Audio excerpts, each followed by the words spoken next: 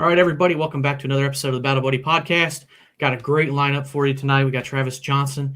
He is the nonprofit architect, and he has got a heck of a story.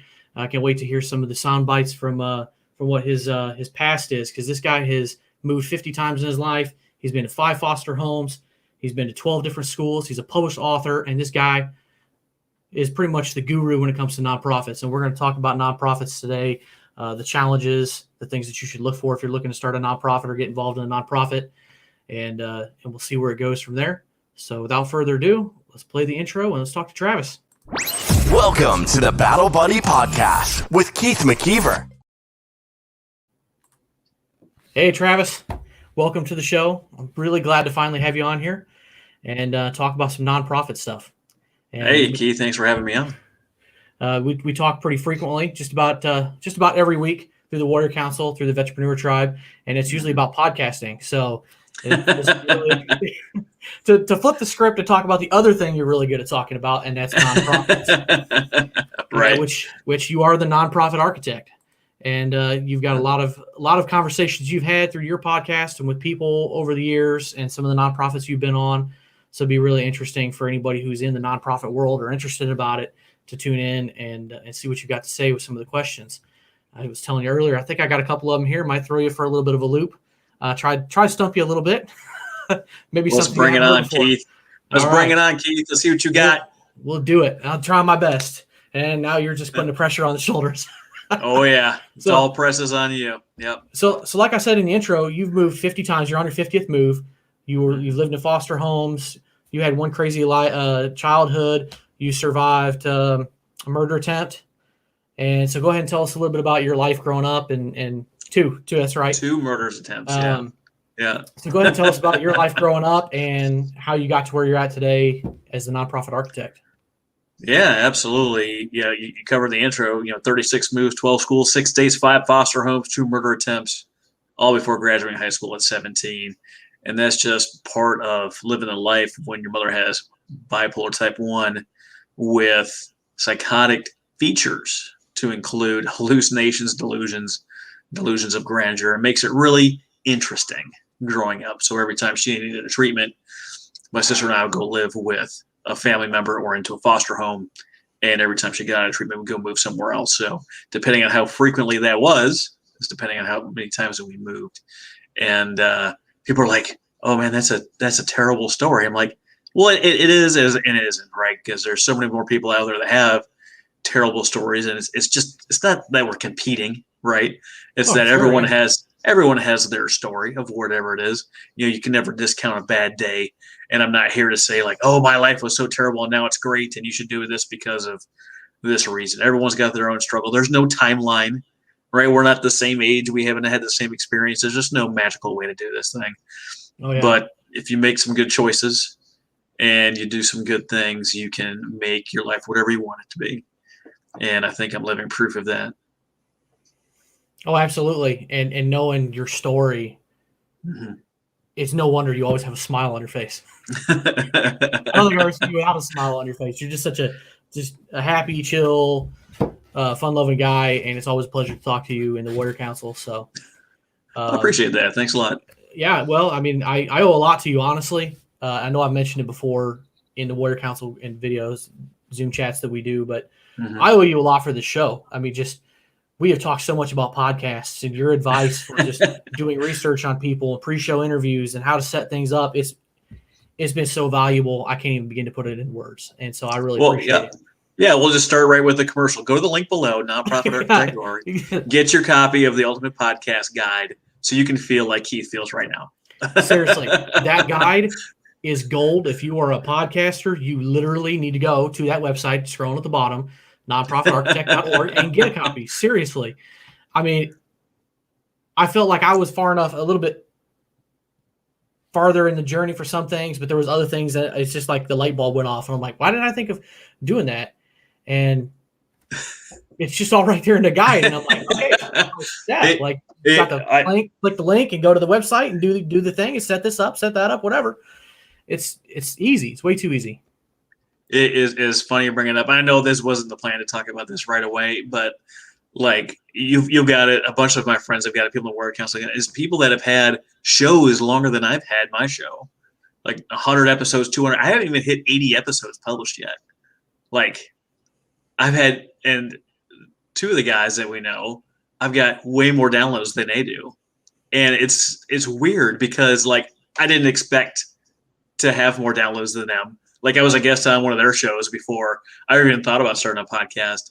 And like I had no idea that the things that I was doing and the things I had learned, the things I was implementing were like doing so well and they were so well received. And so when I put this thing together, I wasn't sure what to expect. I was like, hey, check out this guy. Like, tell me what you think. And just like, I mean, just what you said, thank you so much for the kind words. Is that it just, knock your socks off. And that's, it's really cool to think that something I put together is doing that well for you. So I appreciate the kind words. Yeah. Well, I mean, you don't know what you don't know. And literally as I'm reading through it and I'm like, man, why didn't I think about doing this or think about doing that? Or, some things like, okay, maybe that doesn't really apply to me or what I want to do, but it's good to have that information still in case the podcast evolves into that point or whatever. Yeah. And so it's seriously anybody who's got a podcast or even a vlog. I mean, it would be useful for that too. If you're trying to put out content on a regular basis on any audio or video format, you need to go check it out. So, beyond that, let's get back to the nonprofit stuff. So, what prompted you to get into the whole nonprofit space? Well, I'll tell you, Keith, I appreciate the question. I already covered my background. I covered my history, and there was always someone, some person, some group, some nonprofit, some church willing to help keep us sheltered, clothed, and fed. And when I finally got to that place where I wasn't in scarcity mode, where I was in survival mode, I was like, well, like I'm in a place now. I kind of feel like this is home in Oklahoma City. I'm like, what do people do? Like, what does people in the community do? I didn't know because I had never been there, right? Everything I had been doing, you're worried about where your meals are coming from. When you're worried about the basics, you're not caring about anyone else. Like you don't care what's going on in the political world. You don't care what the politicians are running out because you could care less because you're hungry. You're literally in survival mode. Yes, you're literally in survival mode, and it's just what can I take care of right now, right immediately in front of me. And it's weird because there's almost like there's no future. You're not worried about next week. You're not worried about next month. You're not planning for college. You're not working on your career or building relationships when you move that much. You're like, what do I need to do to get through my morning routine? How can I get to lunch? How can I make it to the end of the school day? How can I make it to bedtime? And so you don't pick up on those things like, what do people in the community do? Like I know you talk about with your Realtors Association and the fact that you guys put together Kroger gift cards and you help feed the community, which is fantastic. Like that had never occurred to me, all my time growing up. I was the recipient. Me and my family were the recipient of all these services. Like it didn't occur to me that there's really like these great people out there like strategizing and working together and raising money and are dedicated. They really care. They're really passionate about, helping someone like me. And it wasn't until I started to be like, hey, like that's when I was just like, hey, what do people like in the community? Like, what do they do? And you find out things like they serve on boards and they go to town hall meetings and they're in city council and they serve on nonprofits and they volunteer or they're board members and they help to build buildings or rehabilitate a park or clean up things or take care of the homeless or all of these cool things. And I went to like a networking event downtown Oklahoma City. It wasn't like some big formal organization, but it was like the fun lunch bunch. I went down there and I didn't know what to do, right? I just showed up. I wanted to help. What do you do, right? If you don't have any skills, talent, ability, you're not prepared, you don't have certifications or degrees, you show up on time with a great attitude. And that'll take you through most everything. So I showed up down there and I met a lady called Miss Patty. She's like, I'm Miss Patty. Everyone calls me Miss Patty. I'm like, okay, Miss Patty. And, she was talking about all the great things her daughter had done. She was in something like 40 boards in the community doing all these different crazy things. And I was like, wow, this is so cool. I'd love to meet her. And it turns out she was raising money for her daughter's memorial.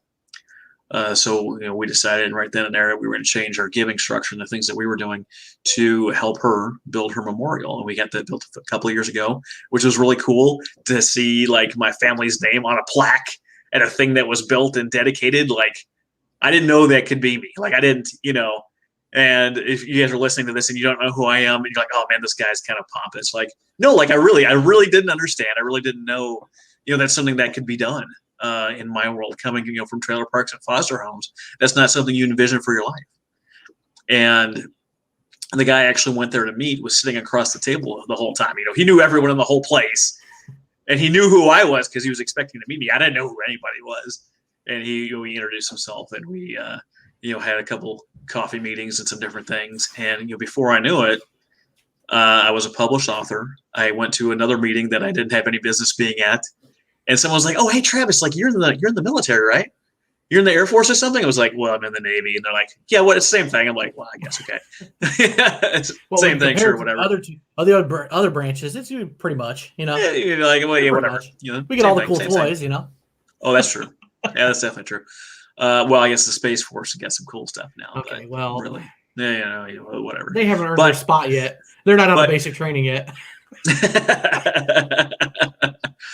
We know that's not true, but it's still kind of fun to chuckle about. My friend Shannon's putting together this book, this anthology. It's authored. Every chapter is by a different veteran talking about their experience, and tell whatever story you want to tell.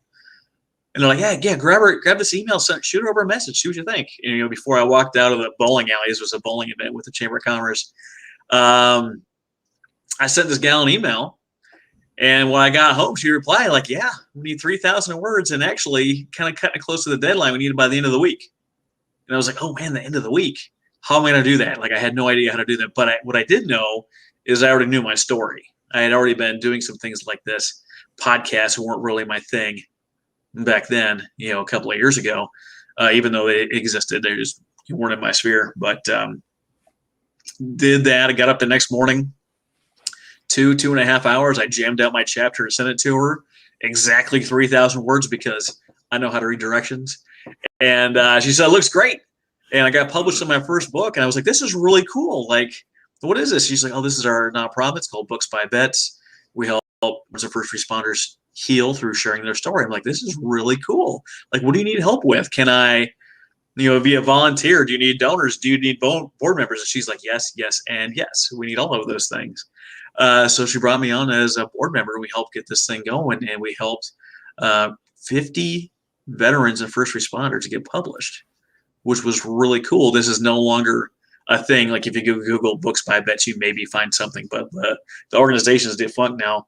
But creative literary consultants, which is Shannon's business that she has for writing coaching and things like that, like they still offer like a veterans discount, so you can still get those services if that's something you're interested in. But it was so cool to show up and just be having a good time, and then all of a sudden I'm a published author and on the board of a nonprofit, just kind of out of nowhere.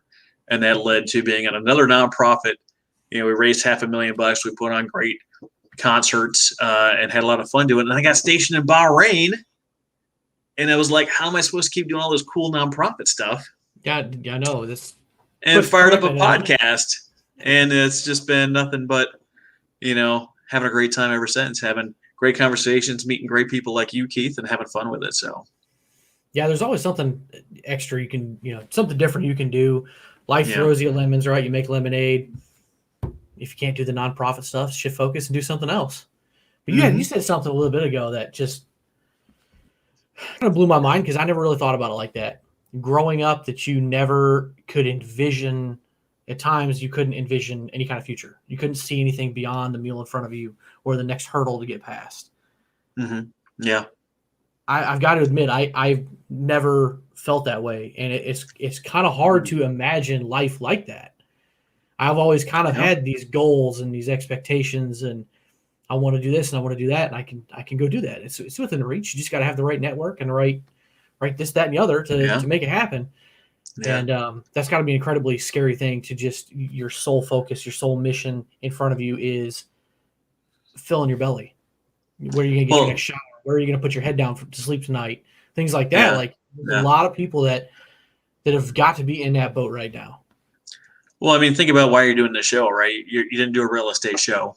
You're doing the Battle Buddy podcast. And you're talking about things that really matter, right? There's a lot of people out there.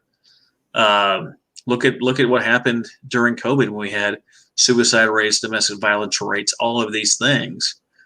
with huge spikes across the U.S. that no one's really talking about. It's the big secret behind the curtain, right? No one talks to the man behind the curtain.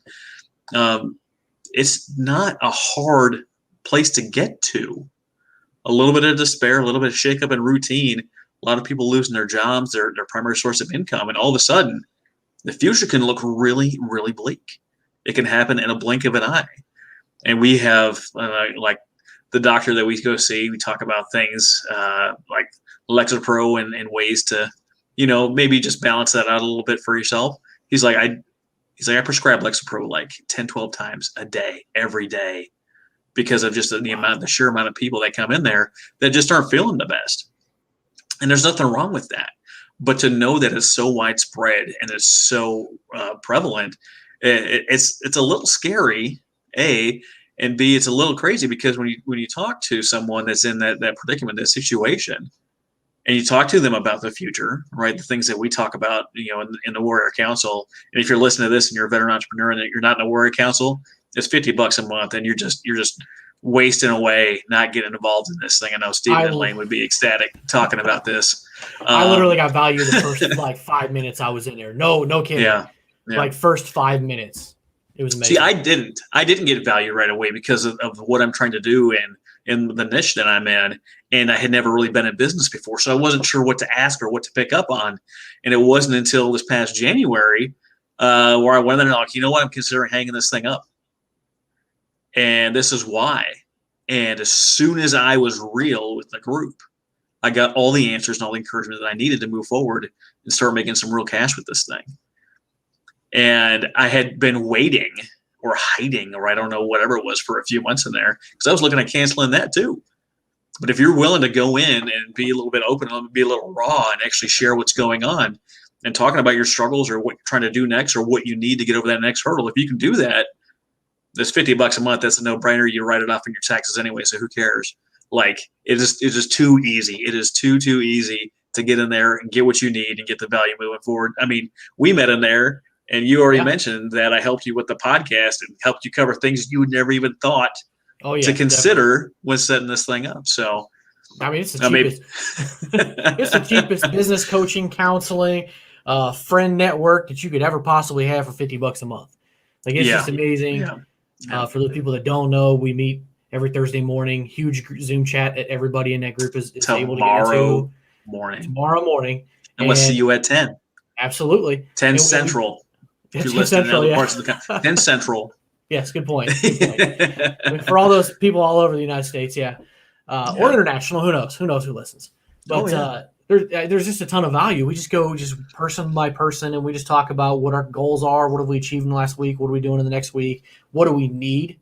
Because there's so many people in there in so many industries: insurance, real estate, nonprofits, real estate, mergers and acquisitions. Mergers tons and acquisitions, tons of people. People with products, people with processes, people with stickers and hats. And I got JD's hat and this sign back here. This is one of the guys in the tribe. Jeff Riley at Incognito Metalworks. Yeah, I mean, just tons and tons and tons of stuff here. I've got four things in my office right now that I can point to that were made by somebody at five. Yeah. That were made by somebody in the council. Most of mine is dishes. I think they're all in the kitchen right now. I've got a coffee cup from New York up there. I got a coffee cup from New York. Yeah.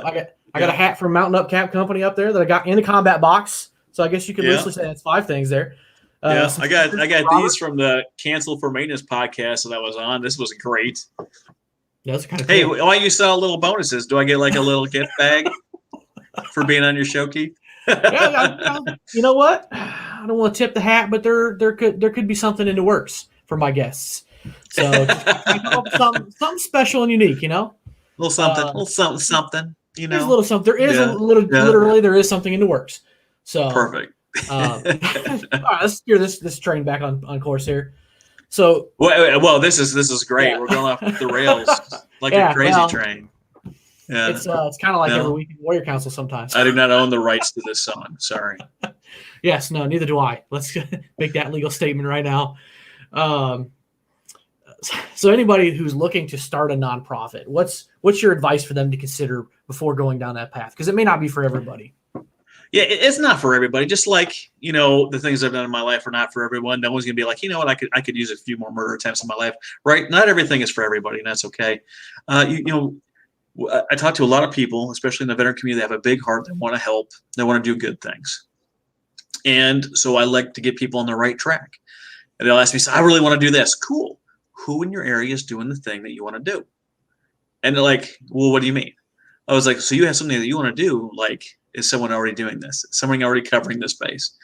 And if they are, great. Can you go help them do it? Because really what I hear when someone tells me they want to start a nonprofit is that they want to make an impact. And that may be starting your own organization, and they might not be, because it's a lot easier and a lot quicker. And I'm not trying to deter anyone from starting their own show. But if someone's already doing it and you can show up and help with the fundraising and do the grunt work and this and that, they're like, well, I don't want to help with the fundraising, do the grunt work then, but you want to start your whole own organization that does just that, and you want to do all of it yourself. Well, I just really want to deliver the program. Cool. Then you can go to someplace like United Way or another organization and build a program off of what they're doing and just deliver services, and not mess around with that admin work and that fundraising stuff and all that other stuff that you're not interested in. Find the thing that you really want to do. Some people are super organized and they love weird things like governance and compliance, and that's what they like to do. So they go around and do those things. There's not a lot of those people. Right? Yeah, most people like to be in the limelight. And they want to be the guy on stage and doing whatever, which is fine. There's nothing wrong with that. But we need people to do admin work and cool stuff like that too. Maybe people just want to be around people doing good things, and they might be a good volunteer coordinator or be a volunteer, just in general. So I got to warn you, and I got to warn your guests right now. My wife just pulled into the driveway, so my puppy alarms might start going off. Yeah. Okay. Oh yeah. Super serious. Yeah. Vicious right until that door opens, and then it's Mom! Yay, exciting. We'll see how that goes. They both just scurried out of here without barking, so maybe they're being trained. Nice. I don't know. Yeah. Something might be clicking. Yeah, you want to see what that looks like, and then you also want to see, who's going to be on your board and how you're going to raise funds, right? So you have to build your team. Who do I want? Who do I know? And the way I evaluate someone that's in my network, or maybe someone just kind of on the fringe of my network, is 3 things: time, talent, and treasure. Do you have the time, talent, and treasure to help us with what we're doing? And some people will have 2 of the 3. 2 of the 3, perfect. Great board members. They've got time and talent and treasure and time, fantastic. But if you talk to someone, they're like, and ask them something like, do you have 10 hours a week to donate to this, to get into this? And if they cringe and move, that's fine. Maybe they make a great volunteer. Maybe they can make some connections for you and open doors, but they might not make a good board member just yet. And there's nothing wrong with that. Are you going to use them 10 hours a week? Probably not. But if 10 hours, which isn't a lot of time, they kind of cringe at, maybe there's another place for them, right? You want to build your team. You want to strategize. You want to see what is needed in your community. Maybe you have a heart for veterans. Maybe you have a heart for kids aging out of the foster care system, stuff like that. I did a great interview with Candace Leozu out of Foster 360. This is a program built under the United Way Mesa, Arizona, right? So she didn't build her own her own program. She built a program under United Way. And she went and surveyed the area. She said, I have a huge heart for kids aging out of the foster care system. Let me see what's out here in the Mesa, Phoenix, Tempe area and see what we've got. So she went out, she did a survey, she figured out what was going on there. And what she found was there was tons of organizations dedicated to helping children aging out of the foster care system. And she's like, wow, this is really cool. I'd love to still help. What are the gaps? What's being missed? Even though we have all of these organizations, what's being missed? So she found that a lot of these kids were getting treated like they were still in foster care, meaning they were just getting bounced around instead of from home to home. They were getting bounced around from organization to organization.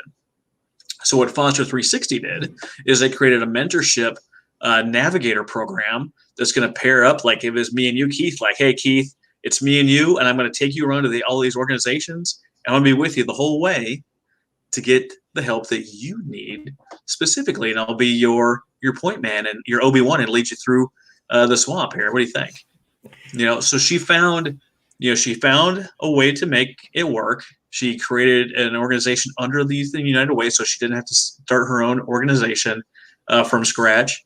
She found out what the community really needed in the area that she cared about, and now she's able to deliver services rather quickly and rather directly to make a huge impact.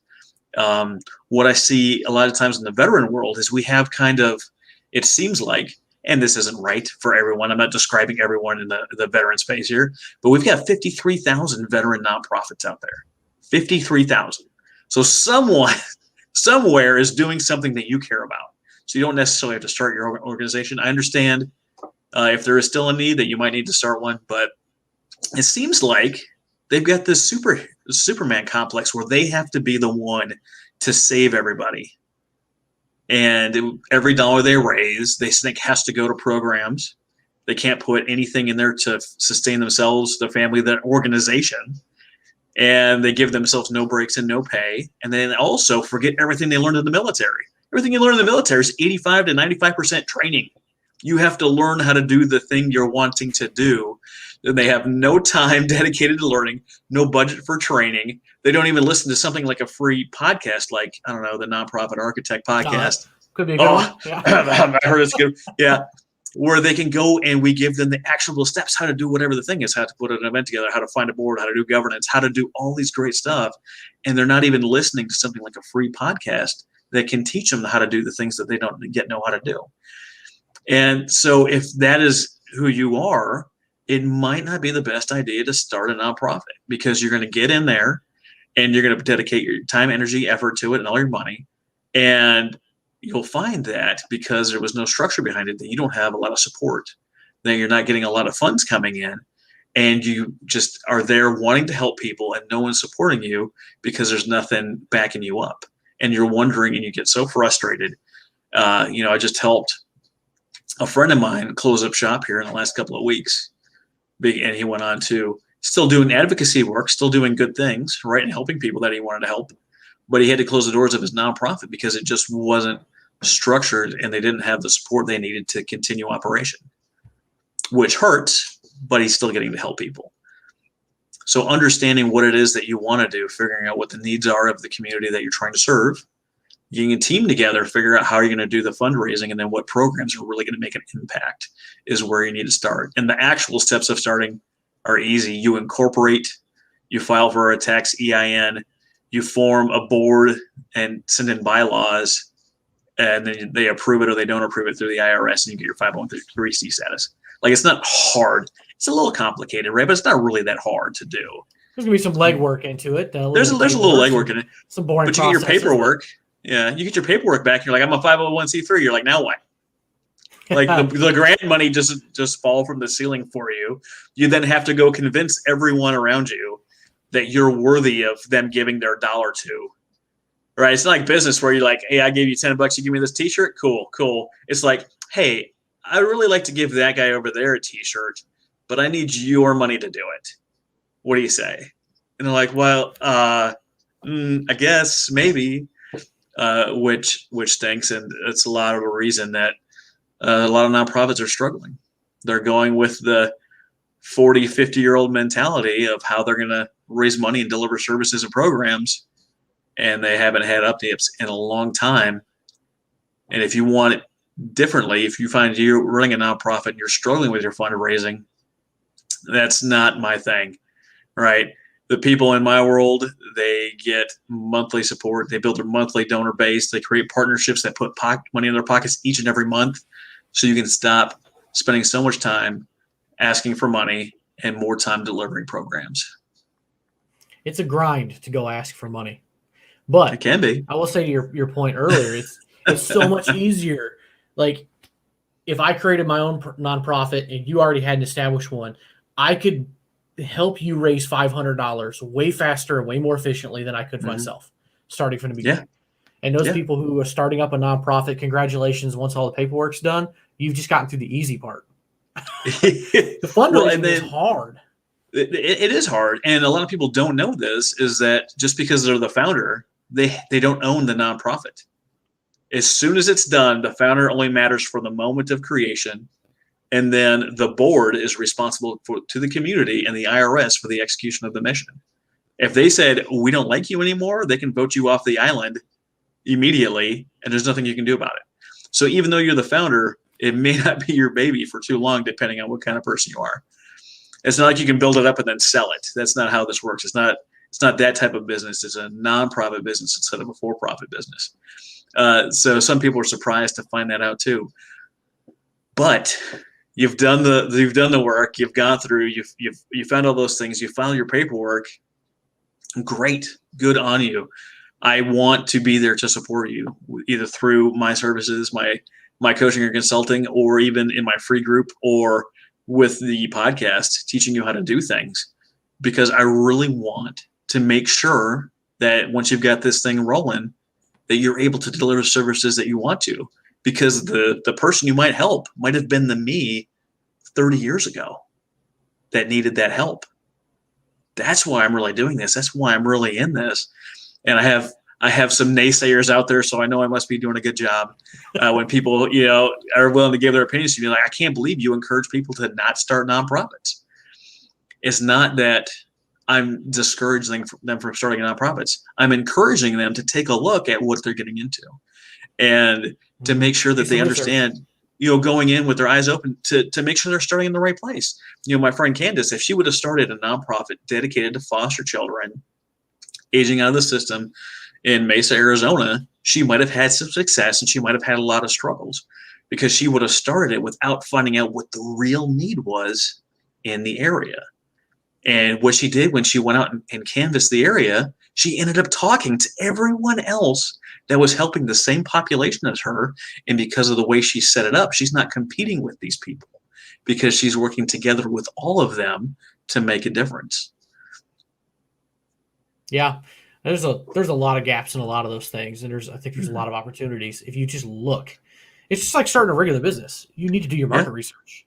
You need to see what's like a regular business. You need to have a unique product, and you need to have somebody to purchase that product or service. And so you got to do your research and see, is this viable? If not, you're just going through all this extra work for nothing. It can be. And like the thing about, like, let's take a look at two different nonprofits right now. Let's take a look at someone that's feeding the homeless and someone that's taking out veterans on camping excursions. Now, there's nothing wrong and there's nothing more right or better about either one of those things. But it is really easy for me as a donor to say, I give you $100, you feed 30 people, easy day, right? I can make that connection all day long. That makes sense. Without a doubt, I can quantify that in my mind. Go for it. Go feed 30 people. Your veteran organization say, hey, you give me a bunch of money, I'm going to take these guys out camping. Give me $100, and you're like, wait, what does my $100 go to? And I'm not saying this to discourage people, but it is a much harder sell to show the impact that you're having at something like taking a group of people on an excursion, especially veterans, because people don't want to say they're in any kind of program. My buddy that we just closed down shop with here a couple of weeks ago, I was like, why is there no success stories, testimonials, impact stories on your page? Why don't I hear anything about these people that you're helping? And he's like, well, they kind of embarrassed, or they didn't want their stuff publicized. I'm like, you don't have to. And he's like, well, what do you mean? You could say that we have a Marine Corps veteran on his way through this journey. Here's maybe something about him, or maybe nothing about him. Maybe it's just a Marine Corps veteran. Your money has helped support him in his journey. Thank you so much for your donations. And then later, if they want to come back and tell their story, great. I've had some of his folks on the podcast, and if you go through there, you're going to find who they are, and it's going to be wonderful. But they were not willing to ask for testimonials or impact stories. Well, if you've ever been to a fundraiser, if you've ever heard a nonprofit founder talk, no one cares about your mission more than you do. No one, not a single person. Yeah. They care about the impact you're having. You've got a nonprofit. Great. So does a 1.8 million other entities in America that are nonprofit. Super. What are you doing with your nonprofit? And you get to the impact piece. And as you were talking about your uniqueness, your niche, what makes you different, that unique selling point, or the unique service that you're providing. What is that thing that makes you different? Oh, well, we feed the homeless, but we do it with clown costumes on. Oh, that's interesting. Why? That would be interesting. Well, you put lasagna in their belly, you put a smile on their face. Who else can say they're doing that? Whatever the thing is, I know I'm there's getting a visuals story now. about Keith and It's getting clowns weird that I'm now. not going to share here today. But you can do that, right? You can say that. But if you can't say what it is that you're doing, what services you're providing, how you're different, or why we should give money to you as opposed to this other organization over here, then you've got nothing. You literally have nothing because you can't articulate what it is you do, why you do it, what kind of impact you're making, or why you're different than anybody else. So why would you? What prompted you to start your organization? Oh, well, I care about this group of people. So do millions of other people. That doesn't tell me why I should give you money. And those people that are like, well, we're going to get grants right away. You're not, because grants are given to people that are making an impact, that have a plan for the future, that are articulating what it is that they're going to do and why they're the best persons to deliver that for you. If you can't articulate that, you also won't get awarded grants. So you're not getting donations and you're not getting grants. Well, then what are you doing? You're paying a lot of the stuff out of pocket, which a lot of people do, and that's fine. There's nothing wrong with that. But it leads to the question of sustainability. So if you're doing all these things and you're putting your heart, energy, soul, effort, everything into this, but there's no payout for you, and I'm not saying, you have to get paid good money to do good things, right? That's not what I'm saying. What I'm saying is you just get wore out. I was helping a young lady help feed the homeless here in Oklahoma City. And I was like, what's your plan if you get sick? She's like, what do you mean? Like, you're out for 5 days. What's your plan to continue feeding the homeless people? Oh, well, there isn't a plan. Okay, so we need to make a plan. Oh, yeah. And she said, well, I'm not really comfortable having other people feed them. I was like, well, okay. Well, is it about you or is it about feeding them? And she's like, what do you mean? Is it about you, insert your name, and you being the one that does this? Or is it about the organization that you run making this stuff happen? Because there's going to be a time where you're not going to be able to do this. You're going to get a different job. You're going to go to college. You're going to do whatever the thing is. Or you're going to get sick or injured or something else happens, and it's not going to be you feeding. Then what are you going to do? Same thing to my veterans out there. If it's not you taking them on the hunting trip, the fishing trip, the excursion, the hockey game, the whatever the thing is, who else is doing it? Well, I don't really know. My board's not really active. They're not really helping. Well, why not? Did you get them to sign up and say they're going to dedicate 10 hours a week? Well, no, they're just kind of my buddies. Okay. If they're not going to pull their weight, they need to be off the board. Absolutely. That's my unpopular opinion, maybe. Well, it's my unpopular opinion too, right? So we get in these situations where people are starting up nonprofit organizations, which again I think is wonderful and fantastic, but they've done it without the strategic vision or plan. They've done it without a really team that's there to back them up, and they're not really sure how to do this stuff. So they have this thing and they're trying to make it work, but they're doing it all on their own. And I ask them frequently, I was like, you ever play football or sports or anything growing up? Like, oh yeah, I played football. Cool. How many people were on the field? Oh, you've got 22. You've got 11 on both sides. Oh, you mean so it's not 1 against 11? Oh, that would never work. I was like, did you hear what you just said there? Doing it all on your own. Might work in one situation. I mean, Patrick Mahomes versus the NFL. But well, he didn't win the Super Bowl this year, right? Oh, a good point. Yeah, I'm a Broncos fan, so you have a good point there. I'll give you that. The dude's well, anyway. He didn't, right? Right? You got Tom Brady that won this year, and he pulled the team together. He's the reason they brought in Gronk. He's the reason they brought in Leonard Fournette, and he's the reason that brought the team in. Tom Brady didn't win the Super Bowl. That's true. It's all team. You succeed or fail as a team. Succeed or fail as a team. That's why being a solo entrepreneur is so tough. Being a veteran solo entrepreneur is tougher. Being a solo person to run a nonprofit organization is impossibly tough, because even if you can convince people to give money, and even if you can put some smiles on some faces, food and bellies, help veterans with PTSD, did you file your 990 on time? Or are you getting penalized for each and every day that it's late? Oh, you didn't have a board meeting this year? We're going to revoke your 501c3 status because you didn't do anything for compliance. What's compliance?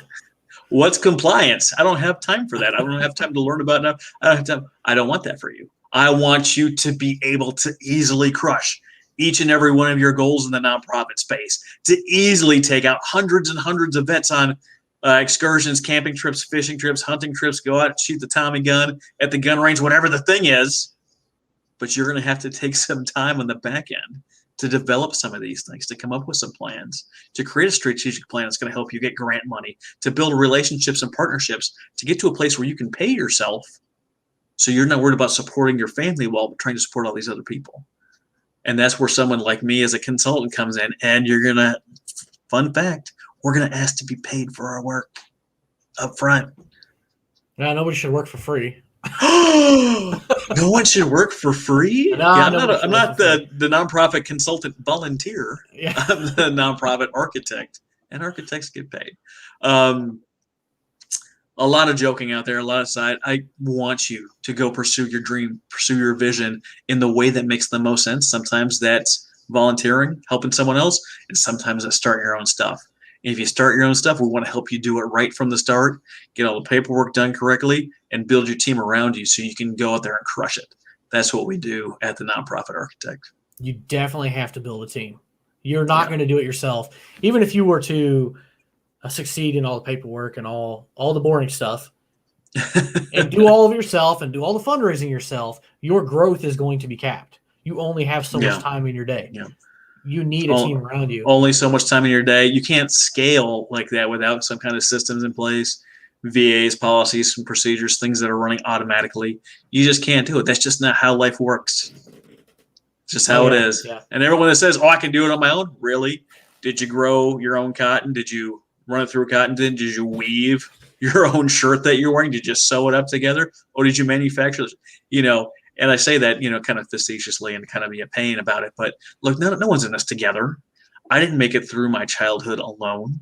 I made it through with tons of encouragement, with my faith in Christ, with joining the Navy, with meeting my wife. And we're celebrating 20 years here in a couple of months, which is just phenomenal. Our 20-year actual married official anniversary. Thanks. I didn't do this on my own. I didn't learn how to be a good person growing up. I learned how to take care of me and take care of my immediate needs now and when they need to happen immediately. The Navy gave me a lot of structure. Jesus wiped away my sins. My wife thinks I look cute, apparently. I don't know what she sees in me. But, I had to learn how to be a man in there and take care of my family, take care of other things I'd never been exposed to. How do I take care of a budget? How do I take care of a household? How do I be a good dad and a good spouse? That's not things I learned growing up. And that's not any dig on anyone in my life during that time period. But you have to learn who the heck you are, be okay with yourself, and move forward. That doesn't happen overnight. Oh, no, it takes everybody a different amount of time in life. Some people figure it out early. Some people figure it out a little too late in life. You got to have a team because you just don't go through anything alone. There's always somebody there. And that's the point of my podcast here is to let specifically tonight, let nonprofits know that they're not alone. There's resources out there where they can learn and they can go get the help or pay somebody to come in and help them get over whatever that hurdle is, because they all have hurdles. It's fundraising, paperwork, it's connections in the community, it's everything. Whatever. It's everything. I've got a group of mentors. I've got people that are at my peer level that I call every week. I got 2 people I talked to within the last 2 days that talk about stuff that I'm struggling with and where I'm moving forward and what this looks like. And then I've got the Warrior Council that we do Thursday mornings, where me and Keith go in the back room and we talk about how great it is to be a podcaster and all that fun stuff. And what that looks like moving forward. And you've got time for the family, you've got time for everything else, but you have to work on developing those knowledge, skills, abilities, relationships, the people. Who knows the thing that I need to learn, or who can direct me to the resource that I need to be successful? Because you might have the power within you, but you might not have the know-how, and that's okay. There's tons of resources out there. If you're a veteran in need and you're listening to this and you're like, "That's great, Travis, but where are services in my area?" Go to afteractionnetwork.org, and there's a huge list of resources in every area across the U.S. The team there at After Action Network put together a fantastic list of all of veteran resources in the whole stinking country. Go look it up in your area. Go look it up. Go volunteer. Go help someone with a fundraiser. See how hard it is. See if you want that to be your full-time gig. Maybe you do it and you're like, "You know what? This ain't for me." Congrats on not wasting $600 filing for your 501c3. Congrats on wasting hours and hours of time chasing dollars to try to help your cause. Right up front that it's not for you. Maybe you go and do it and be like, "I love putting together events." Well, there you go. Now you found something you're interested in, you can help with. You found maybe after all that, oh yeah. I had a friend of mine tell me, he's like, you know what? Go out and raise 20 grand and then give it away to an organization and see how you like that. And someone's like, what do you mean? Well, that's what you're going to be doing in your organization. You're going to be raising 20 grand to then spend it on other people. Why don't you just go give it a shot? Go try to put together a fundraiser and know that every bit of the proceeds are not going to you or anyone in your organization, but they're going to some other organization. And just to see what it's like. You want to run for office? Go help a politician campaign. See what that looks like. See if you're up for that. You might find really quick that you are or are not ready for that. I thought, because I wanted to help. I wanted to be a helper. At one time, I thought about the medical field, nursing, something to help people. I found out, I reminded myself that I have aversion to many smells. And let me tell you that other people's bodily fluids are not something I want to be around, ever. I decided real quick before I signed up for nursing school that I knew that I was not going to be the guy changing bedpans, wiping butts, being around someone else's blood. Blood has a smell. That's not for me. That's for a lot of people. Blood. The sight of blood. The sight of blood. Yeah, someone's energy. Like, oh, hey, my friend got in a car wreck. Check out this picture. I'm not interested. That is not me. I'm not that guy. Everyone has their thing they think is cool or not cool. I know where I stand on that, and I'm so glad I didn't donate a single dime to an institution for me to learn about anything with nursing or to be a doctor, because I found out right quick that wasn't for me, and that's just how it goes sometimes. Absolutely. That's I can't stop thinking about blood. Yeah, no, it's I know we're not alone on that. That's not a good segue, Keith. Yeah, I don't know you. I know you haven't done many shows, but that's not a good segue. Yeah, not a good segue at all. Yeah, not good at all. I just, through all that, I just think how grateful I am sometimes to be involved with some of the organizations I am as a volunteer. Just the leadership and delegation of tasks. I know it's not easy. Yeah. You mentioned the Park Harris Foundation giving back to food pantries. I'm also heavily involved with the Greater Peoria Honor Flight, sending vets to DC. And I have a huge passion for helping with that. I've been helping, 5-6 years, something like that. I lose track of time. Even that is hard to raise funds for sometimes. Yeah. And a lot of people know about the Honor Flight organization. And while we don't find a whole lot of World War II guys anymore that can go or old enough, and unfortunately, hopefully, crossing our fingers, we'll be able to make some more flights happen later this year. It's hard to go to places like and set up a tent and just ask people for money for this mission. Yeah. Even, you put the bucket out, you ask for it, you sell a couple of things, you might sell some things. Some people are pretty cool with the mission. But you have to have the right message too when you're talking to those people. And some people, I have heard other volunteers, not to knock them, but they're just, they're volunteers. They show up 2 or 3 times a year, and we're super grateful for their showing up at those events and selling T-shirts and tickets or whatever.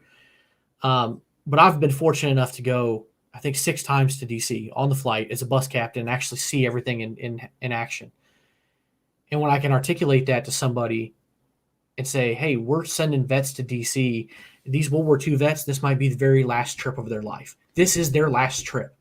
And they get to go with their battle buddies and have a good day and some food and see these memorials built in their honor they've never seen before.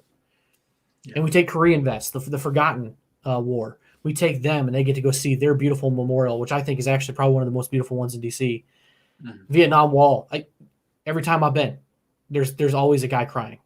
It's super emotional, and it's a chance for the Vietnam guys to really heal. And when I can articulate that to somebody, the pocketbook tends to open. They can see it. Like, there's an impact. So you have to show the impact either through stories or statistics or a video. You have to show it in some way. If you're not showing the impact, it ain't going to happen. That pocketbook's not getting opened up. It's just not. No. And hopefully, cross fingers that most organizations out there are doing the right thing and actually trying to better something or fix a problem, but you have to articulate it. If you don't have numbers to back it up or a story or something, it's hard to do. But in some organizations, you got to get creative to make that happen. It's hard to get press. It's hard to get the news to come talk to you sometimes. Yeah, you have to evoke emotion. We talk about helping honor our veterans and take them on these flights, which evokes a certain kind of emotion, a deep pride and reverence for what they do. You have organizations like Black Lives Matter do not use pride and reverence as a primary fundraising tool. People are getting out of hate and anger and wanting to make something right, and they're doing it because they have a visceral reaction. Then you have people that are serving our pet population and rescuing animals, and you have a whole different emotion that you invoke on, right? So really, you don't have to. Well, I want people to give out the goodness of their hearts. Depending on what it is, I don't care if they're happy or angry when they give, but you have to get an emotion. You have to have that story impact them. Facts tell, stories sell, and you have to have the stories, the impact stories that are going to get people emotionally involved to want to back your organization in some form or fashion, whether that's monetarily, whether that's giving of their time, talent, or treasure, or whatever that might look like. You have to tell the story in order to make them move. You got to dig deep. You got to reach in there and get the heart, because I'll pick on McDonald's, Ronald McDonald House. We know they do good things, but you go through McDonald's and you pay with cash and they got the little thing there. Are you likely to drop it in there? Are you not? Or somebody asks you to round up for a tip. Like, there's no tugging on the heartstrings. In the back of your mind that the organization, through whatever restaurant or whatever, is doing good things. Yeah. They do. You've heard about it. But if they're not tugging on the heartstrings at that moment, they're not reaching. We're not reaching far enough. And I will flat out admit, sometimes I drop some coins in there. Sometimes I don't. Yep. If they were tugging at my heartstrings, if the person in the window said, "Hey, this really helps people. I've had friends and family who've gone through this program and it's changed their lives." Oh, okay. Yeah. I'll drop my 25 cents in there. I'll make my little contribution. Yeah, that's one of those things, right? The other way to do it is to have some kind of benefit for the donor, right? So Folds of Honor Foundation, they'll have auctions where they'll auction off like a day golfing trip with John Daly. How much would you pay to support a great organization and also have the great benefit of golfing with a world-class golfer?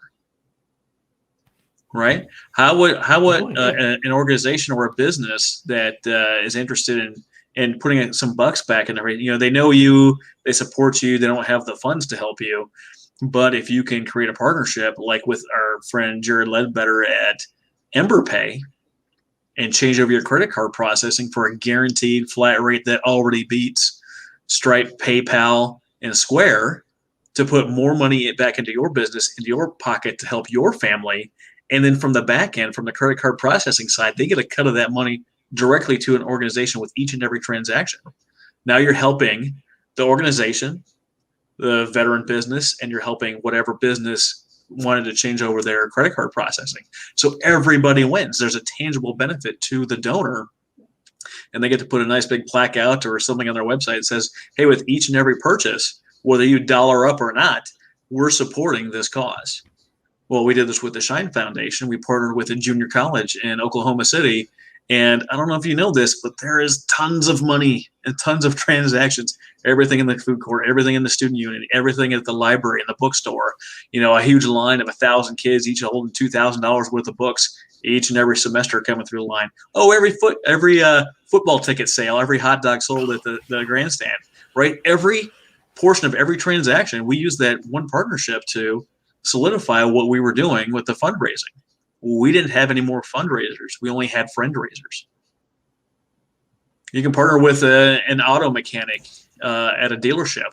The first year, even the smallest dealership, they're pumping through $1 million worth of transactions a year. And you get a portion of each and every transaction. That's going to help support you. It's going to put more money in their pocket, help build their business, right? It's going to put money directly into you. Well, you get 5, 6, 10 of these partnerships, all of a sudden you're not chasing dollars all over the place.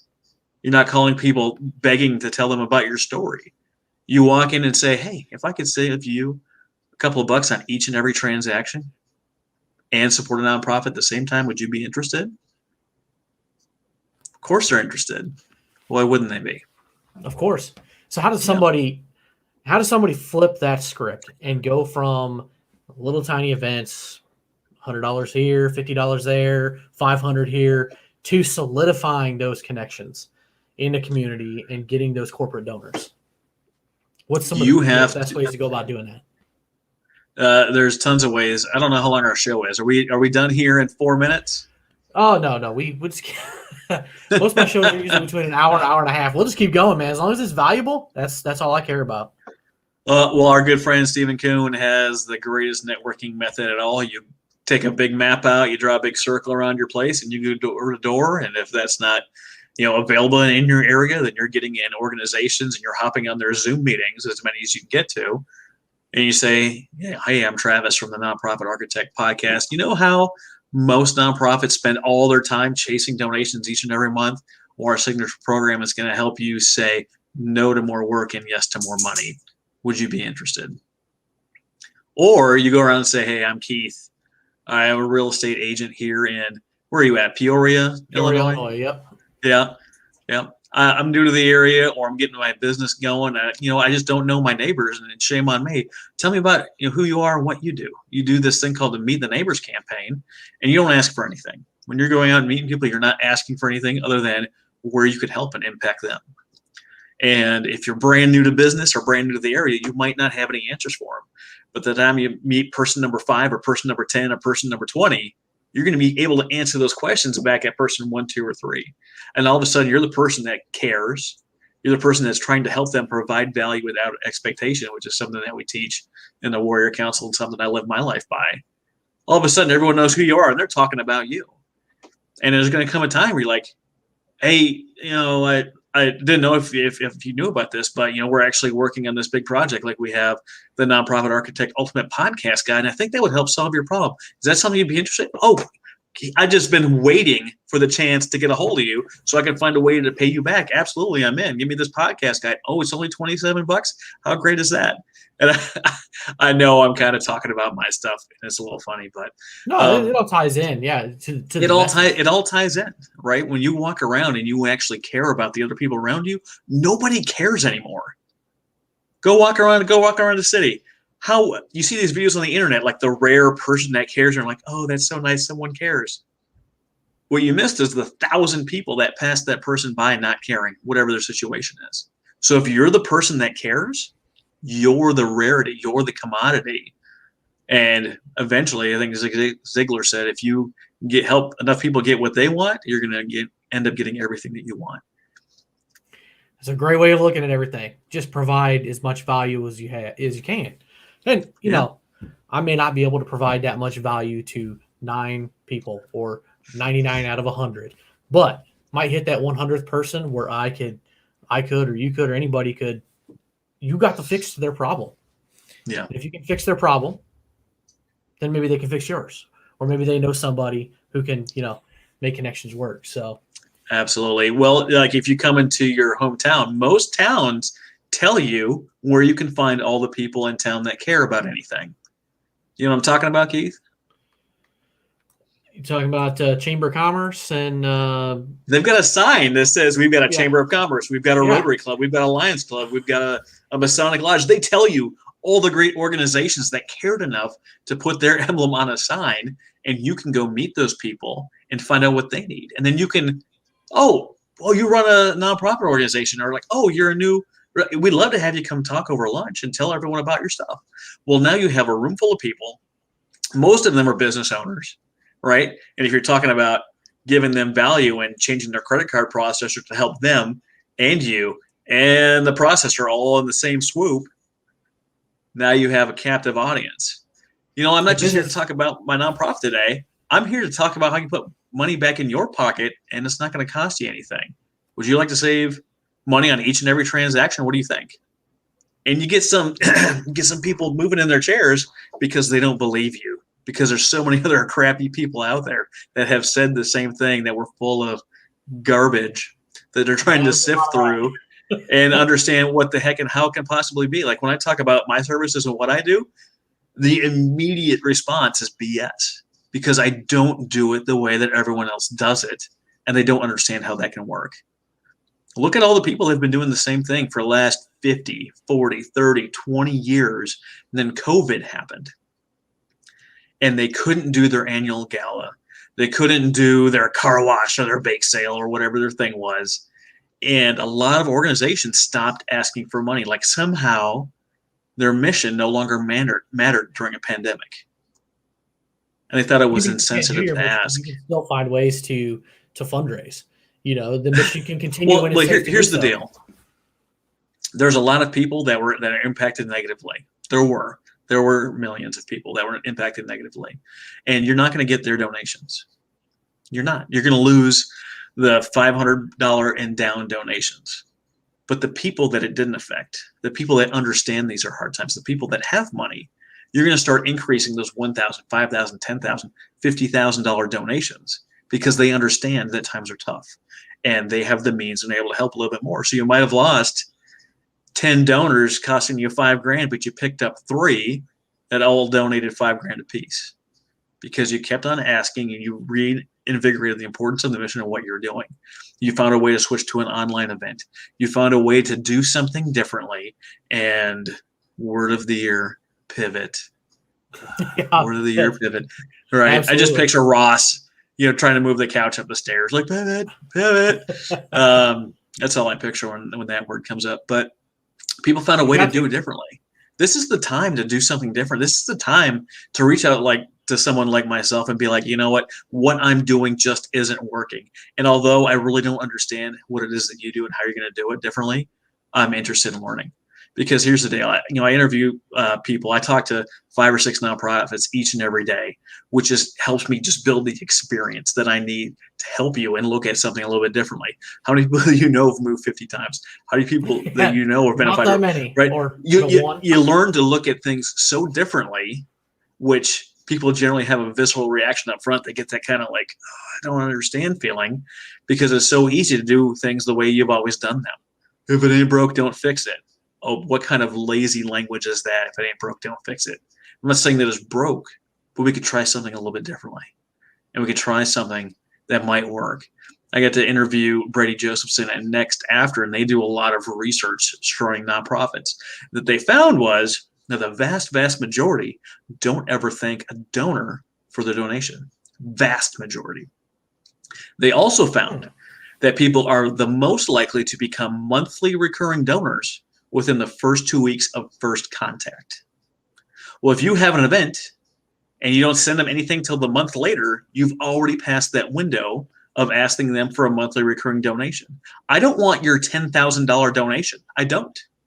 I want you in at $1,000 a month, because if you could easily donate 10 grand, even easier for you is to put $1,000 a month on autopilot and never check it again. If you're in there for a year, I've already made $2 grand more than I did before. And I didn't have to ask you each and every month for that donation. It's coming in automatically. You don't have to ask the next year either, or the year after that. It's just there. Yeah, you update them and say, hey, thanks so much for your recurring donation. Here's what we've been doing behind the scenes. I know COVID means we can't hang out in some places. We're in the middle of the country, so it's wide open, right? PRA is open? Yeah, certain things are. Yeah, I'm in Oklahoma City. It's been open for months. I can do literally anything here. Even go to a Thunder game when the snowstorm is going on, apparently, because they still have power. You decide how you feel about that or whatever. Yeah. But I'm not much of a basketball fan, but hey, I'm short, wide, and stocky. Like, basketball's not my thing, but it's fun to have something to do and go to. But they're not going to be able to see you, so you're going to have some other form of communication because you're not getting together in person and getting them involved. Find different ways to get them involved. We had gal Angie Francesco from the Squam Lakes Association. That's where they filmed on Golden Pond, I'm pretty sure. I've been wrong before. Maybe it's a different movie. But they had all of their different volunteers and staff do little different Facebook Lives every day, showing different things that were going on still at the lake that were COVID safe and doing different stuff. And like the public access, local news in the area picked up their story and gave them free promo because there was nothing else to talk about. It wasn't crazy. It wasn't high production value, but now they had basically a syndicated show on late night in the area because literally nothing else was happening. Well, that was just a huge draw for the people in the area. We had our friend Nick Valentine that runs Operation Phantom Support down at Killeen. They got a CBS little media action there, and they got like $200,000 that came in off that one media appearance. It was huge. There's ways to do it. Yeah, but like they charge people to be a part of the food pantry $20 a month. So everyone in the line, they're not feeling shame that they're there. They're there knowing that they're supporting the person in front of them, and the person in front of them is supporting them, and their person, supporting the people behind them. And it's a place to come and gather and be proud of what you're all building together. Because just having a nonprofit doesn't mean you're not charging people. Just having a nonprofit doesn't mean there's no money involved. Just having a nonprofit doesn't mean you can't get paid as the CEO, the executive director, or the founder. He does. It's kind of crazy. $20, and you get to go there, but the other donations come in and help support the overall mission. So you're still getting way more value than the 20 that you're putting in. And Absolutely, it's a huge help there. I mean, his operation is huge. It's amazing. Trying to do there. I don't know if my interview with him has come out yet. Maybe it's coming out in a couple of weeks because I had them all stacked up. I did an interview yesterday. They're like, when is this thing coming out? I'm looking through my list. I'm like, August. It's coming out in August. I had that many in the bag ready to go, which was nice because I just got done working on my master's degree. But I turned in my thesis yesterday. We'll see how it comes out. I've never failed a paper yet, but who knows? But I'm sure I will be. But that's the only reason I was able to do that, keep the podcast going, is because I had all those interviews done ahead of time. I know we're doing a live show here, which makes it kind of hard to get ahead if something happens. I'm actually booked because my shows are every other week on Wednesday. I'm actually booked up into the middle of June. Right, but do you have any of those recorded just in case someone has to cancel or change their mind? I've got 2 pre-recorded. There you go. 3 now. So that's 6 weeks. That's 6 weeks up. I will give a teaser. There is a special pre-recorded release coming out next week because a week from today is my birthday. Oh, yeah, it's gonna be a good one. Yeah, you be 29 again? Yeah, exactly, something like that. I lost counting after 30. I mean, as whatever. My wife and I turned 40 this year. Dun dun dun. It's like the new 30, right? Anyone that ascribes some kind of imaginary constraints to their life or some kind of shame to their life because they haven't figured something out by 25 or 30 or 35 or whatever their imaginary number is, take a break. Like Martha Stewart didn't get big till into her 40s.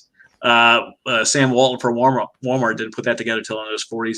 Colonel Sanders didn't figure out KFC till he was in his 60s. You got time. Slow down. Oh yeah, there's you don't have to have it figured out by Monday. Well, Zuckerberg had Facebook figured out in his early 20s. He got lucky and found something in college. but so what? That's nothing to do with your path. Anytime you compare, you lose because you're not comparing yourself unless you're watching Maury and watching all the people on daytime, talk shows. I hope nobody's comparing themselves to what's going on Maury. Well, people do. People watch that stuff because it makes them feel a little bit better about their lives because they're not as crappy as what's going on TV. That's a good point. Yeah. Unfortunately, those people are going through some pretty crazy situations on some of those talk shows. I just don't. I don't know. Being reminded of my childhood, so I don't watch that stuff. Yeah, I don't blame you. Don't blame you at all because some of those, it's man, it's hard to wrap my head around what's going on here. So another question here for you. How do you think nonprofits can better engage volunteers? Because I know sometimes it's really hard to get volunteers to keep coming back or maybe come back and do a little bit more the next time. A couple extra hours here, a couple extra hours there. How can they really engage their volunteers? Well, there's a lot of things you can do. And the first thing you can do is you can operate with a little bit of gratitude. The volunteers show up to do whatever needs to be done with really no payout, really no benefit other than they know that they're helping the mission forward. And I've seen it time and again where the staff, the executive director, the founder is kind of nasty to them. So just treating them like regular human beings, like you would, talk about your family, your brother, your sister, your good friends, hey, I really appreciate you coming out today. That really means a lot to me. Oh, you have an idea, something we could do? I'd love to hear it. And then actually listen. Just listening will get you a long way in this world. Actually listening and caring. Oh my goodness. Can you imagine how our world would change if we actually listened and cared? It would be vastly different. That's for darn sure. That's a good one. Yeah. Really taking an active interest in listening and in engaging in that conversation instead of just dismissing them. Yeah. Like when I'm still active duty Navy, when I talk to, the people that work for me, Like why? Someone asked me one time, one of the fellow junior officers, like, why are you so engaged with them? I'm like, why wouldn't I be? Like, do they not matter? Do you not care? Like, well, you're retiring soon. Like, what's the big deal? Like, why are you so invested? I'm like, look, I'm here to help, right? Talking to these people, I'm going to find out what gets their motor running. Maybe it's the Navy, maybe it's not, maybe it's something else. But my goal is to help them get to their goals, right? So I listen and I care and I give guidance or show opportunities where I can and say, well, hey, have you looked into this program? This is like right up your alley. This might be the thing that you were looking for. And they're like, I had no idea. I talked to all these people and none of them have ever suggested that thing. That's so cool. Like, yeah, like, let me know what help you need doing this thing. I'm a big fan of talking to people in the military about whatever they're doing, because you should be given something to the military. You should be given something for your career, to help your family out. And you should be doing something for you every day. And if you're doing that, you're learning the skills you need. You're getting the education you need, the experience you need to do whatever it is. If you get in a car wreck tomorrow, or God forbid something terrible happens while you're deployed, the military's done with you. And if you never took the time to develop your education, skills, certifications, your network of people that that care about you, even if it's professionally or somewhere in the future, if you haven't done the time to do that, you find yourself in a terrible spot. I've been in the Navy over 20 years. I did financial planning for like 15 of those. I've been doing nonprofit work for 4 or 5 years and run the podcast for not even 2 years yet. And I'm still active duty. People are like, how do you have the time? Well, I don't get home and then just drink beer till I go to bed and wake up the next day and do it again. I don't just grind through the weekend hating my life and then partying on the weekends because that's what's available to me. Like, it takes time to do and develop these things. And I'm not better than anyone else that's trying to figure it out. And there's definitely people that are way ahead of me in some areas. But like, you have to be able to have these things. So when you get out for whenever that is, either your choosing, not your choosing, or something, awful, that you have something to do. You get to design what you want your life to look like, but not if you don't take the steps needed to develop the skills, ability, education, and network that you need to succeed. I think I speak for all of us who are or were enlisted. We love officers like you, Travis. we're all the officers that kind of give you a little bit of grief about that. Let me guess. Well, most of them don't have prior enlisted experience. Well, most don't. Well, you're concerned about your career, getting your qualifications you need, and you don't know, right? It's a whole other group of people that you know nothing about unless you take the time to talk to them. So would you stay around and hang around and talk with the guys in the shop, or would you leave with your buddies and go, peel off early, go golfing or go grab a beer or something? I don't know, right? And I'm not speaking on behalf or singling anybody out, and there's nothing wrong with what they're doing, but they might not know how to best impact their enlisted people around them. And I was enlisted for 12 years, so I knew what that looked like. I didn't know the officers around me for most of my career. There was a couple, right? And those really stood out to me. And that helped me kind of mold, the officer that I wanted to be and how I wanted to interact with people and, care about them and their careers and their families. It makes a difference. It makes a huge difference. Because it makes a massive difference. I joined in 2000, and it was still the screaming Navy, right? Where you didn't talk to anyone. Like, instead of like, hey, could you go take care of that jet out there? Like, hey, get out there. Why you like, why are we yelling? Is there like, is your hearing gone? Do you not know how to be a leader? Like, why are you screaming at me to get this done? Like, it didn't make sense to me. And, some people are like, oh, whatever. Now it's the kind of gentler enlisted staff. Like, look, more and more enlisted people have degrees. They have families. They're not coming in at 17 where they had the choice of jail or the military. They're coming in because they care, because they're capable. They want to help. And they're not idiots. They can do anything you need done. And depending on what era it is, what generations we're talking about, they can do it better than you can. Like, they really can. I'm like, hey, this thing is kicking my butt. How do I do this? Oh, sir, I know retirement's coming on, but if you just do this, and you let them have their fun or whatever. But like, seriously, like, there's so many capable people out there, and this is the same with the nonprofit world too, right? That volunteer that you're treating like crap, they might be there volunteering because they're interested in your organization, and they run a multi-million-dollar media company, but you treat them like crap because you're like, oh, they're just a volunteer. Well, what did you just do?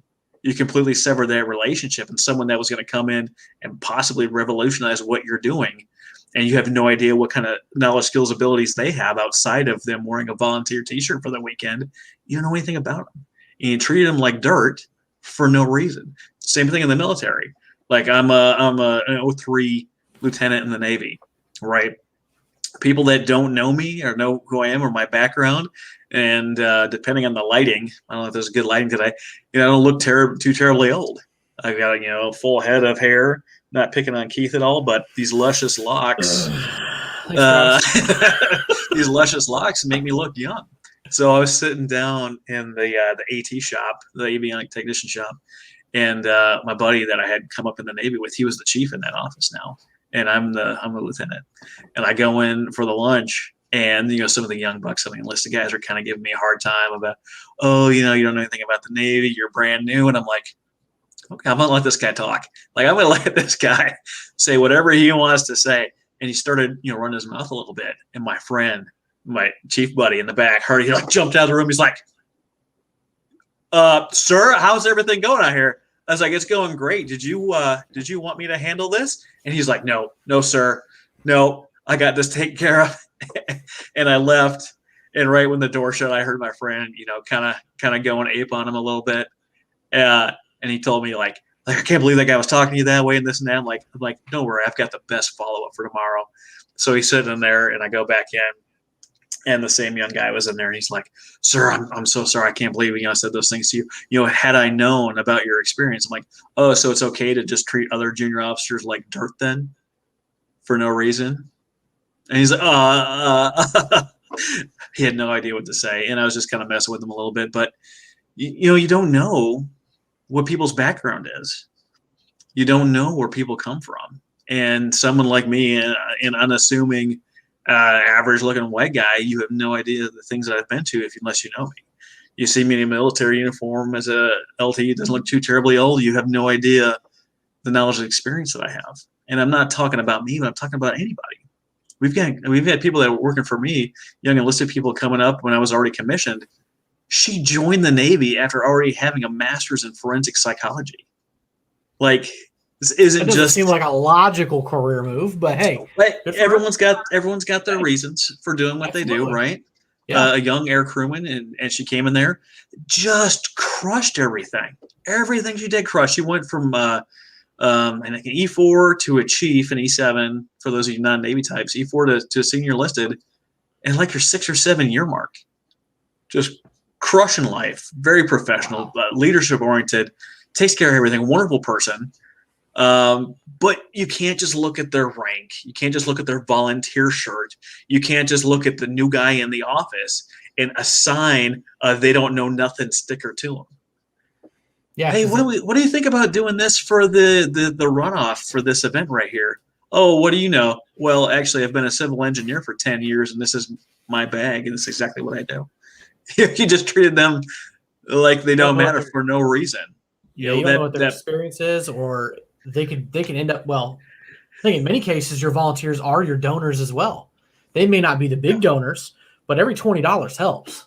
We say it in Honor Flight. We go to events. We raise $25. We're happy because it's $25 we didn't have when we started a couple hours before that, and it all adds up. So absolutely, you alienate experience, connections, fundraising. And those people who have those connections or a broad audience are going to say, "I got treated like shit. Don't go volunteer." You're just telling them exactly how you deserve to be treated. It's no different than going in and screaming at the waiter at the restaurant. It's no different than any of that stuff. Yeah, isn't it what they say? You catch more flies with honey. Something like that. You do. You also catch bigger waistbands with honey. That's true. Yeah. Any kind of sweet. Didn't Pooh get stuck like in the rabbit hole? Like, something like that. He was always having some issues. He was. Haven't seen those for a while. My kids are a little too old now. You're never too old for Winnie the Pooh. Yeah, I don't know about that. I don't know. It's not the top of my movie watching or film watching list. Let's put it that way. Oh, what is at the top of your film watching list? You a Marvel guy? Actually, ironically, growing up, I was not a superhero guy at all. I did No, not care okay. about superhero films at all until I had Yeah. kids and they started getting into it. And yeah, I'll watch just about anything Marvel, DC. My The son superhero does stuff is not cool. give a rip. Neither of my kids care at all about superheroes of any variety. My kids care about they care about anything that's superhero or Yeah, whatever. yeah, Right now yeah. they're into ninjas. My oldest wants to be a samurai ninja. Do you remember those like the three ninja movies like in the 90s? And you're like, oh Three. yeah. No. Like weren't there the The kids Karate like Kid? there were the three the kid, like the name of the movie was like the Three Ninjas. No, I Maybe I don't got the recall that name. off the top of my head. Maybe I got the name of the movie wrong, but you like think you go back and watch some of these movies like from the 90s and you're watching, you're like, oh, like I liked that movie. Terrible. Like, oh come on, this is so awful. I had a guy when I was in the Air Force. He was one of our NCOs, and he was like huge into like kung fu movie. And I'm just like, dude, I can't sit there and watch it, man. The lips aren't synced up. The moves are terrible. There's like no special effects. Yeah. It's like yeah. it's like, and he's like, oh, but that's what makes it great. And I'm like, hey, to each his own. I don't know. Yeah. I can't watch it. I was watching the show the other day. I can't remember what it was, and it was supposed to be something really good. And I was like, man, the acting is terrible in this. Mm-hmm. And it was a military film, so I'm sure you're just like me and every other guy that's out there. You spot those inconsistencies, like that's not the right uniform for the period. They didn't use those weapons. They didn't have ACOGs on those in Vietnam. They didn't My have wife this. loves watching military movies with me. Loves it. I get so mad. I turned this movie off in like 20 minutes. Like I can't watch this. My wife's like, "It didn't seem that bad," and I'm like, "They had a 50-year-old man acting like a man in Vietnam." I'm like, it's so out of place. Like you should have recast that to somebody else. It's terrible. But anyway, we get going on movies forever. So this one might be one of the ones that stump you. Is there any nonprofits out there that you're seeing that have a ton of potential, but just haven't achieved that notoriety, that level that they really need to, that potential that they could be? There's tons. And the reason I say that is I talk to you about two of those a day that have the potential, but they've got no team, no support, no time, no plan, no budget, no nothing. They have a big heart, and that's it. They don't know how to run a nonprofit. They don't know how to run a business, and they don't know why they don't have any help. I talk to these. This is the reason I want people to do all the pre-work to see what's going on in their community, because they just said, I'm starting this thing and I'm going. And some of those work out, but the vast majority of those don't, because they have never created the plan, the system, got the knowledge. You don't have the budget? Fine. Listen to the Nonprofit Architect podcast. I'm everywhere. I'm the first like 33 results in Google. Nonprofit Architect podcast. I'm on there. Okay. Get the free information. You don't like my podcast? You don't like the way I do it? Fine. Go to my website. There's a little tab that says the Nonprofit Podcast Network. We got 6 shows on there, 6 different nonprofit podcasts. Listen to my buddy Patrick Kirby or Jamila Kemp. Let them speak into your life about what it is that you want to do. Find someone that you can watch. There's a reason there's more than one late night host. You know, you might like one and might not like the other. That's fine. I'm not everyone's cup of tea. Yeah, I was always a Leno guy, not a Letterman guy. You know? Yeah, I was always a Letterman guy. I was like, Leno, what's with the chin? I don't get it. They're like the cars, though. But everyone's got their thing, and that's fine. You want to listen to me? Fine. Listen to somebody. Figure out who is your person. Listen to that person. Take advice and start taking action. Because it doesn't matter how many podcasts you listen to, how many audiobooks you read, how many courses you take at the university, if you never take action. Yeah, Travis, I know you said I need to cultivate these donors and do something like, or actually as, credit card processing so I can get monthly recurring donations, but I feel weird doing it. Great. It does nothing.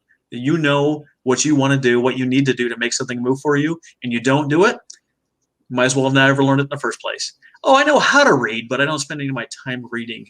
I don't like downloading 30 years of expert knowledge, over a weekend and learn how to do something like Alan Stein Jr.'s Raise Your Game and learn how to lead. I don't have time for that. Well, you might as well not know how to read. What's the advantage of having the skill if you don't read? And you're like, well, Like, I don't read as much as I should, but I do listen to a ton of audiobooks. But that's great, right? I listened to 60 audiobooks in 2019, 60 books, just nuts. But if I never took action in any of that stuff, I might as well have read nothing, because it didn't matter that I knew how to be a better leader if I didn't go be a better leader. Doesn't matter if I know what to do at the gym if I don't ever go to the gym. It doesn't matter that I know how to eat right if I never get the things I need to eat. It doesn't matter if I know how to treat my family right if I treat them like trash. It doesn't matter that I know I shouldn't go out gambling if I go. Whatever your thing is, it doesn't matter what you know. It matters what you do. I learned in a cartoon growing up that knowing is only half the battle. I am drawing a blank. What cartoon that is now? G.I. Joe. G.I. Joe. Oh my Okay, goodness! Right. Knowing is half the battle. G.I. Joe. I knew it on the top of my head, but I'm just like, why am I brain dumping this, man? I've heard that. Like, oh, that's terrible.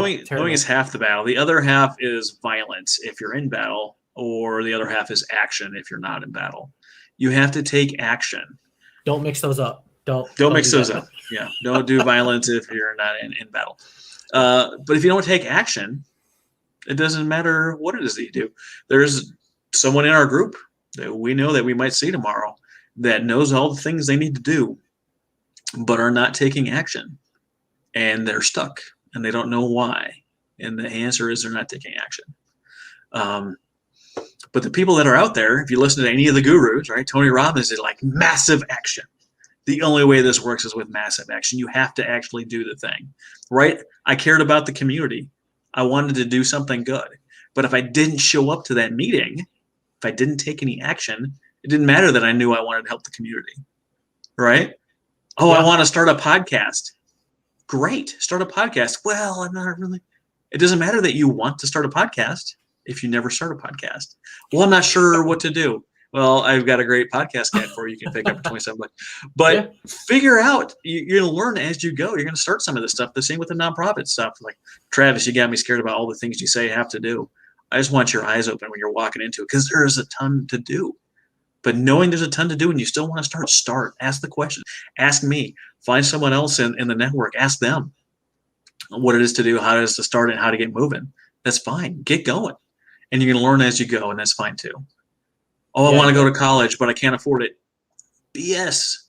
There's a dozen free schools in America. You can join the military. They'll pay for it. You're a low-income family. All the Ivy League schools will cover your tuition free. They don't need your stinking money anyway. Well, there's I'm over in Europe. Organizations that would give you a loan. But yeah, no, even without loans. Oh, yeah, totally. ROTC scholarships. There's $400 million of unused scholarship money every year in America. Well, Travis, I just don't qualify for scholarships. Really? Have you downloaded an app like Scholarly, FastWeb, or scholarship.net and put in your demographics and see how many scholarships you qualify for? Because as a 36-year-old white guy a couple of years ago, I qualified for 88 scholarships as a random white dude. Put in your demographics, see what you can. Apply for that stuff. See what's out there. Get a job at Lowe's, Home Depot, Boeing, Lockheed, any of the aviation companies, Starbucks, McDonald's, or any other employer like the military that pays for college for you. They pay for college. Go into these universities, ask them about their unpublished scholarships they have available, and find it out. We had a gal here that I connected with, a friend of mine, and they care about putting head of family single moms through college. She got a full ride to Oklahoma City University. They paid for everything for her EMT. She says, I want to be a paramedic. They paid for all that too. And if she wants to come back and do nursing school, they'll pay for that too. But it never would have happened unless he asked the question. Oh, you don't understand, Travis. I work 60 hours a week and I got a 45-minute commute and I just don't have time to do anything. Great. Put on a podcast, put on a YouTube, download audiobooks, get one of those free library apps that you can check out audiobooks for free, or search the audiobook on YouTube and let them talk you through it for free and listen to it during your commute to and from work. Well, I mean, I can't do that. I get my workout in. Cool. Turn off that crappy music. Turn off your crappy music from 20 years ago that no one really cares about. It doesn't enhance your life, and put on an audiobook instead and learn the skills that you need to take the action you need to take. Everything that comes up in someone's life, right? Every obstacle is either a detour, is something that's going to deter you, or that's the next challenge that you need to conquer in order to get ahead in life. You decide how you look at it. You decide. You decide. I decided. You can decide. You know what? I'm going to take on that mountain. I'm going to do one step at a time. I can't climb out Mount Everest in a day, but you know what I can do? I can get to that next base camp, and I can get to that next base camp. And over time, you're eventually going to crush that mountain one step at a time. All one step at a time. You don't walk a mile without taking the first step. And it's hard. Right. It's hard to take that first step. Like I'll even say, like this podcast, I was so nervous to start. You were so nervous. I was incredibly nervous. I was like, what if nobody listened? What if this? How do I do this? How do I do that? Because I really didn't know much of anything in the beginning and see so much growth.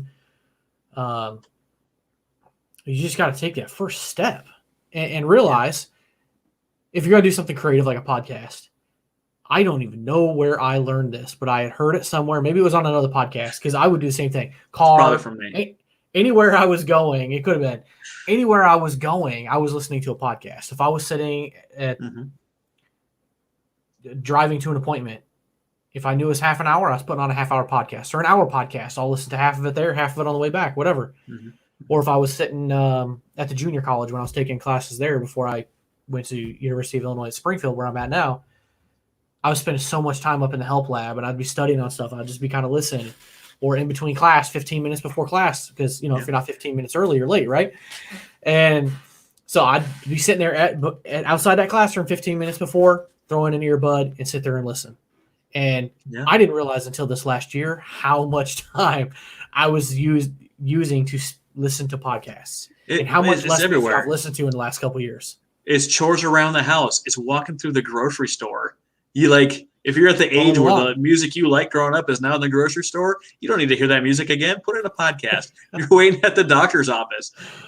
Whatever you're doing, running errands around town, working out, no extra time, things that you're doing basically on autopilot where you could be investing in the greatest place for you to invest that always is going to pay off.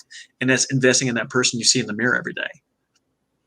It's even listening to audiobooks and stuff. I'll give a plug to Stephen and Lane, their book, The Humble Alpha.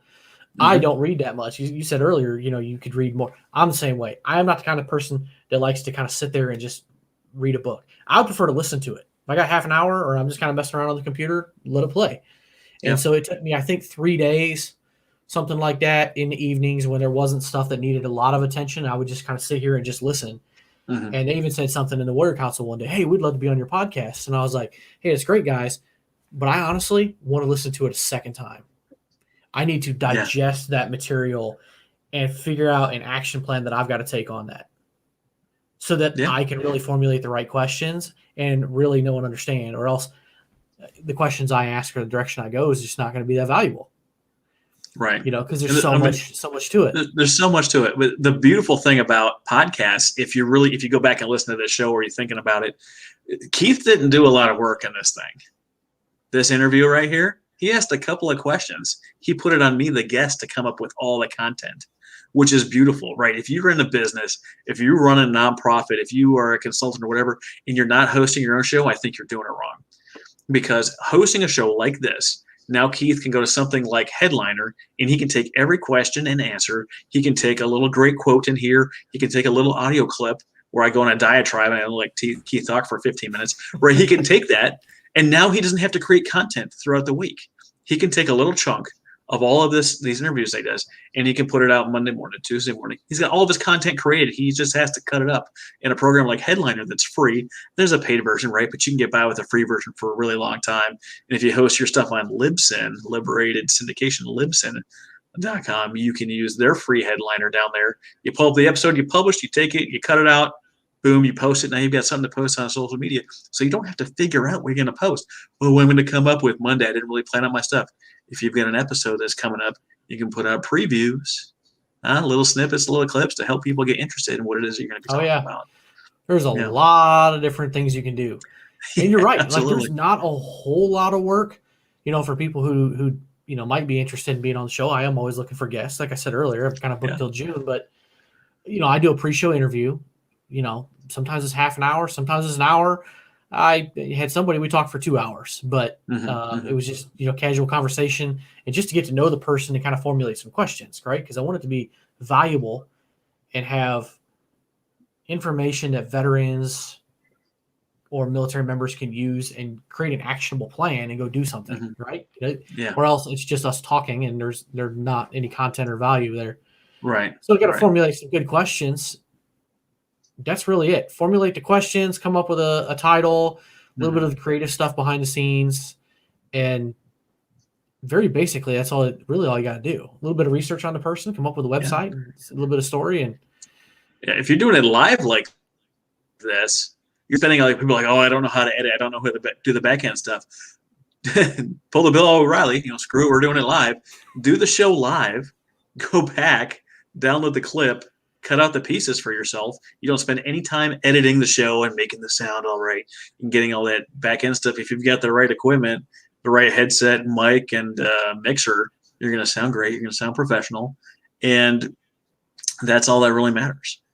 Get your message out there. Get your voice heard. I heard somewhere, maybe the Bible, that faith comes by listening, right? Everything you do, something like this with a show, with a podcast, builds your credibility. Get your message out there.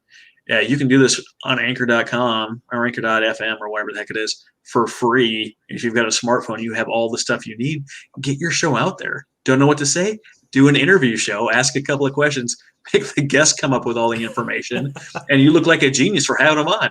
Wow. Yeah, well, good job, Keith. Travis was a great guest. You said I look like a genius. I hope that we got at least 3 witnesses on now. You look like a genius. All right, we're ending it right here. Travis said I'm a genius. We're done. Show's over. You can go completely unscripted. We know some people that are in our network that have some podcasts and they just go completely unscripted. And then there's some people who are obviously just super hyper scripted. I've got, I kind of formulate about 6 to 9 questions, and I kind of stack them in importance of how I want them to come out and make sure we hit certain points. Then I've got the 3 questions at the end I always ask everybody. And then other than that, it's just you telling a little bit of your story in the beginning. That's really about it. All I got to do is hit a few buttons in here, and it makes it happen. It's live. Content's going out there. I do take the audio and the video, and I'll listen to the audio, and if it's good, maybe make some tweaks, and I'll cut the audio off the video and then replace it and then, re-upload or something like that, or post it somewhere else. But it's not that much. It's a little bit of time, a little bit of effort. You did have to learn a little bit of audio recording. Thanks to Joel Stewart for giving us some tips on all that. Yeah. You know what? If you don't know anything about audio and you have to dive into something like Audacity, which is free, it's a little bit of a learning curve. But once you figure it out, you just start rolling with it, just like anything in life. Once you start mastering something, you got it. So but that's a really good the podcast thing, because I was going to ask you how you think nonprofits can use podcasts or new platforms like Clubhouse, which is all audio based, to build a following, connect with potential guests and things like that. Look, if you're a nonprofit and you're already established and you've been out there, you already have an audience. You already have people following you on social media, and they want to connect with you. Think about the podcasts that you listen to, or the authors that you read, or audiobooks you do, or whoever's on TV. Right? You want to connect with the person that's on stage, that has a message, that has a show, that has a whatever, right? So you have that ability to connect with people. Every person that I bring in, that I interview, I get a little bit smarter. See, what some people don't understand is I've got Steve Sims coming on the show, author of Blue Fishing, great guy. He's got the speakeasy mindset, puts on world-class events. I get to ask Steve without paying him any money. I'm not buying his master course. I'm not getting into it. I get to ask him whatever I want. So every person that I interview, I get smarter. I learn how to do things like networking, like through Stephen Kuhn. I get to learn how to contact celebrities like my guest, Vincent James. I get to learn about the stats behind nonprofits with Brady Josephson, and. So every person I talk to in the nonprofit world, I find out where their pain points are, where I can help, what I can learn or develop to do something better. Every person I bring on the show, I learn a little bit more, something special about nonprofits or business or consultants, or how to do it better, right? I'm building my own personal knowledge. And then everyone I bring on, I get a whole access to their audience. So everyone that they're going to go out and share it with, like Keith yesterday, when our show is live, it's live right now. I'm going to get a YouTube link or whatever. I'm going to share that on all my stuff. So now being the guest, I've said, hey, here's another show I've been on. Check out what I have to say, on Keith's Battle Buddy podcast. And then everyone that's in my network now gets the chance to see me talk again about the stuff that I talk about. And also, they just like, oh man, Keith's got a good show. Maybe I would check Keith out. I heard that guy's a genius. right? You have access to all this stuff. That's like 3 times. That's like 3 times, and not in the bad way. I'm like, yeah, good job, genius. Not like that at all. But you get access to networks, right? You get to learn people. All of a sudden, you have this thing in the digital space. Well, now you've got a way to sell ads. Now you've got a way to, you have a digital thing that you own, right? Whether it's a magazine, a blog, a vlog, or a podcast, where you now have a digital real estate that people can get in on. You're building an audience in a Facebook group or a LinkedIn group or wherever you have your groups at, or you get on Clubhouse. And you know what? I can be a part of this, or I know that I have something that I'm building for the whatever. You know, how do you monetize this thing? Like I've got a podcast guide that you should really get a hold of for $27. I might have mentioned it, right? That's a way for me to help monetize, a way to help increase my credibility. And Keith's already said great words about it.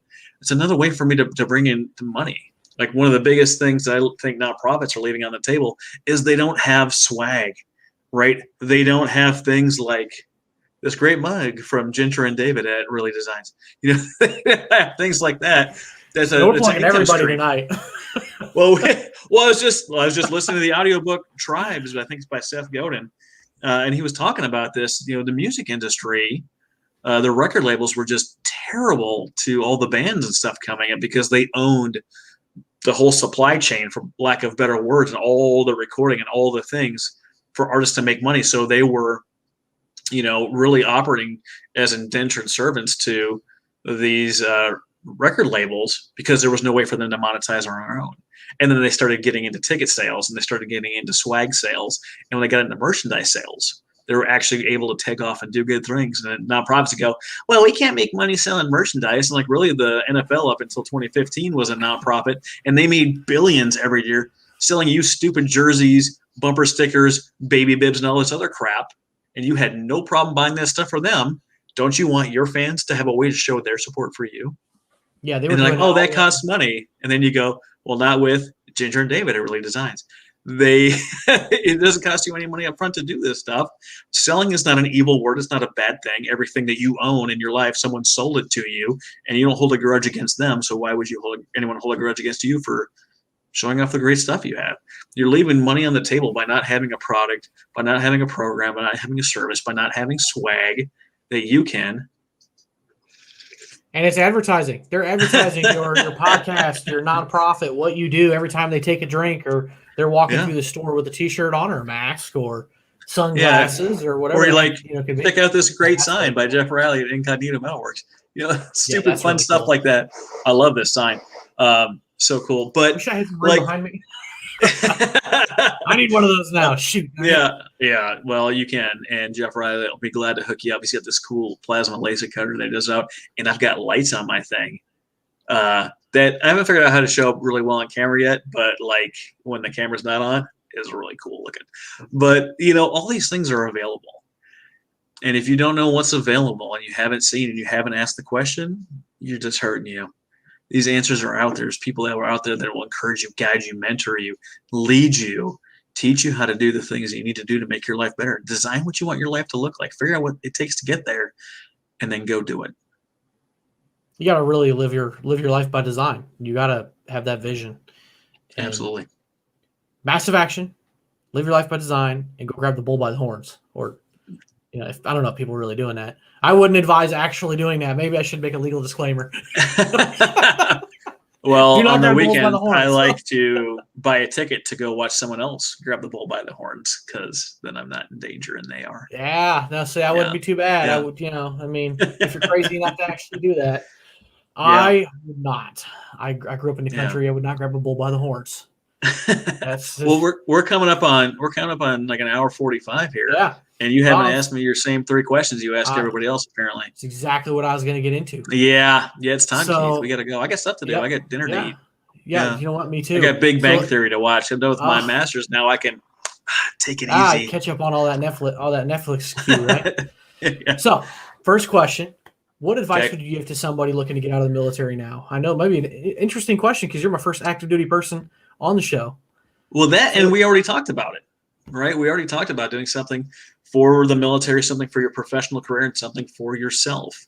Get out there, figure out what you want to do, figure out what skills you need to learn in order to get to do that, and start developing those things.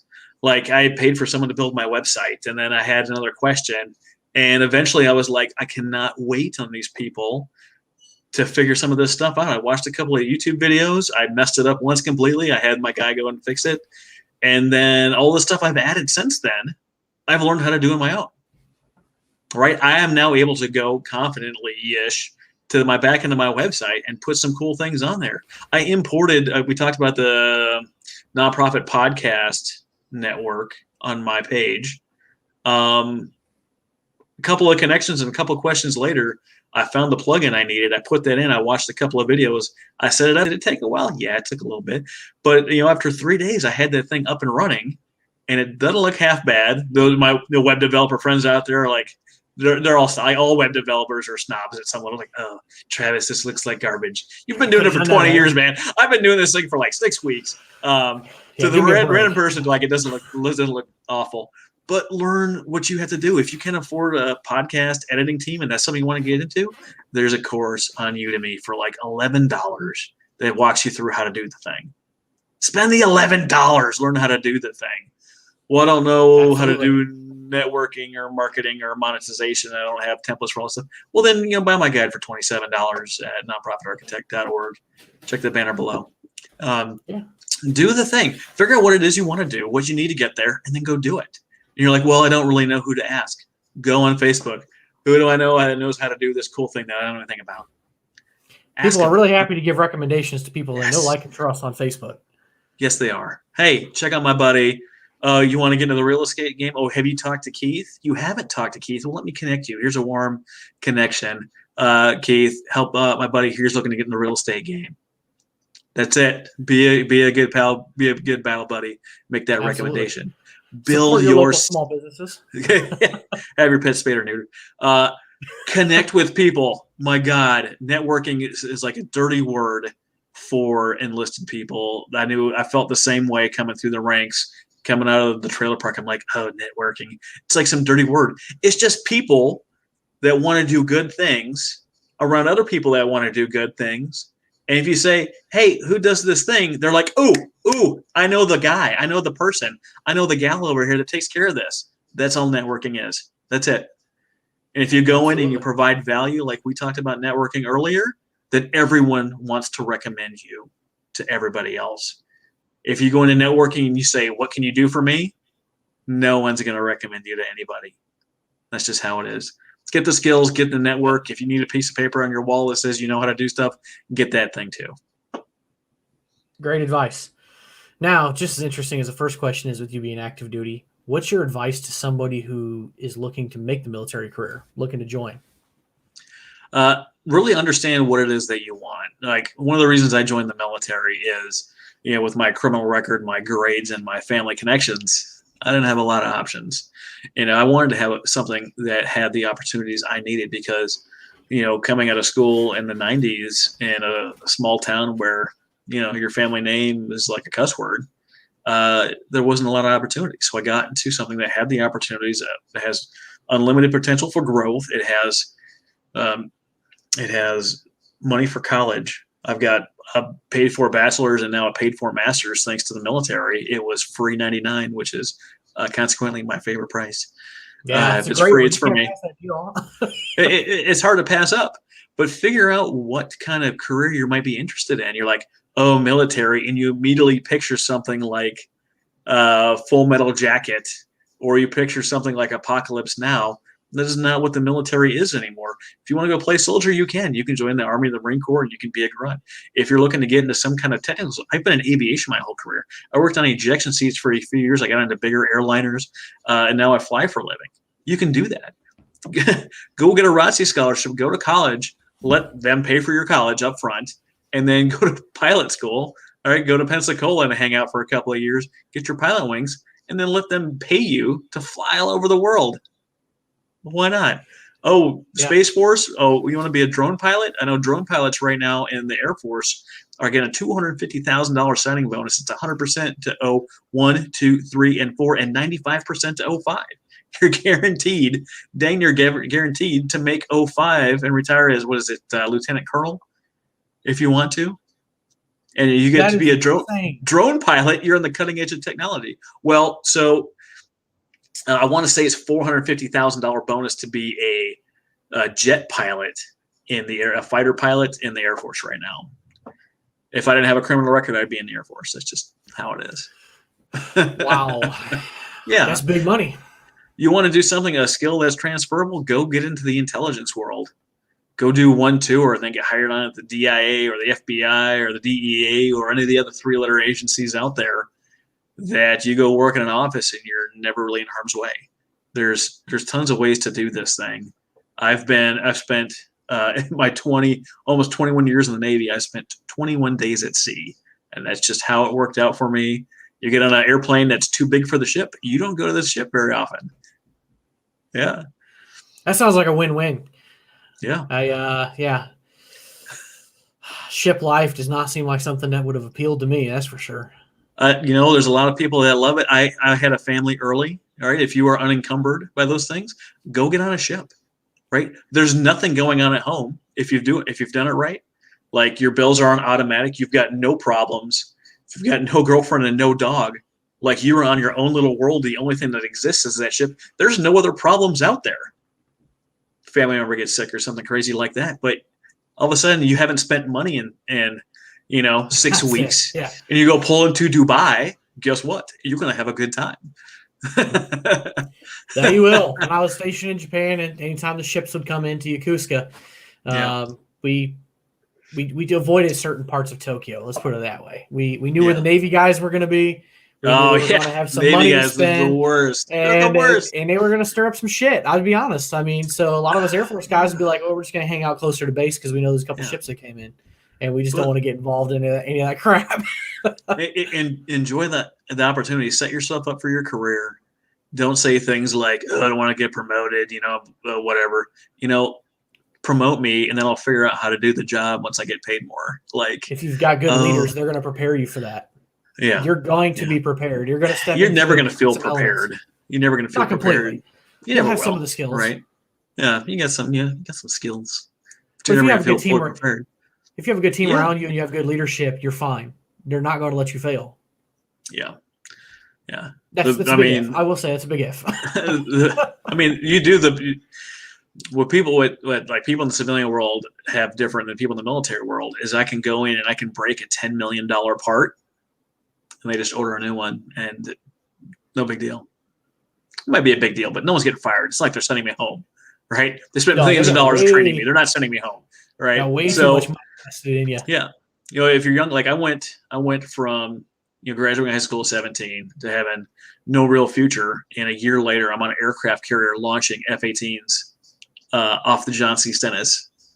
You're on a multi-billion-dollar aircraft carrier launching $1 million airplanes. I think Baby Horn's like $44 million airplanes that you're in charge of. Like, where do you do that in the civilian world? Like, you don't. No, you just don't do that. It's not a thing. And now I fly on. Let's see how we do this here. I fly that bad boy, the E-6B Mercury, which is like almost a $500 million nuclear command and control aircraft. What did you do? What did you get to do today? What does your office look like? I don't know. Yeah, yours. Yeah, you got to play with cooler stuff. I was security forces, so we just had to carry a gun and sit there and watch it and make sure somebody didn't do something stupid with it. Okay, if I can recommend anything, I recommend you do not be security forces. You don't get to roll around the cruiser and have fun with guns. You just don't. You're standing at the gate or the turnstile or whatever, and you're standing guard. That is your entire life. Don't do security forces. Yeah. Because Travis just said that he could ruin $1 million part and not get in trouble. I've seen people lose their entire careers over backing a police car or police truck into an aircraft. It was one strip club. Like, I've seen people get booted out of security forces for doing some things on flight lines. Yeah. Don't join security forces. We were the last stop. It was good and bad. Just everything, but you are the last stop. Even in tech schools, people get recycled from other jobs. They couldn't hack those jobs. Where do they put them before they kick them out? Security forces. If nothing else, give them a gun, let them stand at a gate, check an ID. You could train. If you are security forces, if you're listening to this, and you're like, oh man, I messed up. Just don't be a jerk. Like, Yeah, don't Just be that don't guy. be a jerk standing at the. No one cares that you're a jerk. Just don't be a jerk. Yeah, just don't All be right. a jerk. That's a good one. What else Last you got, question. Keith? You got last question. What- Here we go. This is your opportunity to give a shout out to any organizations that you want to, that you think are doing a great job in the veteran space. Other than the 40 we just mentioned. Yeah, other than the 40 we've already mentioned, or if you just want to mention them again. What are we talking about? We talk about Jeff Riley at Incognito Metalworks. We talked about Dave and Ginger at reallydesigns.biz. We talked about the Warrior Council, which is a Facebook group, $49 a month. Great people in there, geniuses like Keith. That's 4 times. You've got access to people that have $1 million empires, that are at every level of business, that are talking and learning, divulging the secrets of the trade behind the scenes, and some of our closest business friends and contacts in there that'll help you with doing anything. You've got people like Nick Valentine that's got like 7 businesses, operation and financial support. We mentioned Joel Stewart at the Veteran Franchise Initiative. If you want to know about franchises, you got to get in there and talk to Joel. You've got New York with the More Umbrella and a More Umbrella TV. She's got a TV show now, that's pretty which cool. is great. You've got access to lawyers like Andy Nelson to help you get your stuff trademarked. You got great tax people. I know we're in tax season. You got Brandon Cox. You've got people that do construction like Melinda Anfinger, and you've got wonderful people like Tammy Moses helping the hoarding solution out there. She's got her own podcast. New York has got her own podcast. I got a podcast. You got a podcast. Nick Valentine's got a podcast. The Southpaw Laser Concept guy's got a podcast. Yeah, he's got a podcast. Everyone's got the guide. He does this great stuff with this sweet leather work on hats. Get your logo on a hat. Check out with Southpaw's Tales from the Barstool or something like that. Yep, that's what it is. He's got a great Tuesday show. nights on Facebook. he's like, check out this expert, this amazing thing, and we will spend 0 time talking about any of this professional knowledge. It's just a BS section. And it's so great. You've got there's just so many people, right? There's endless people. The only guy in the world that makes Mesquite coffee. give Jose a shout out, man. Oh yeah, Jose with Mesquite coffee. See, it kills me because I'm not a coffee guy. I never have been.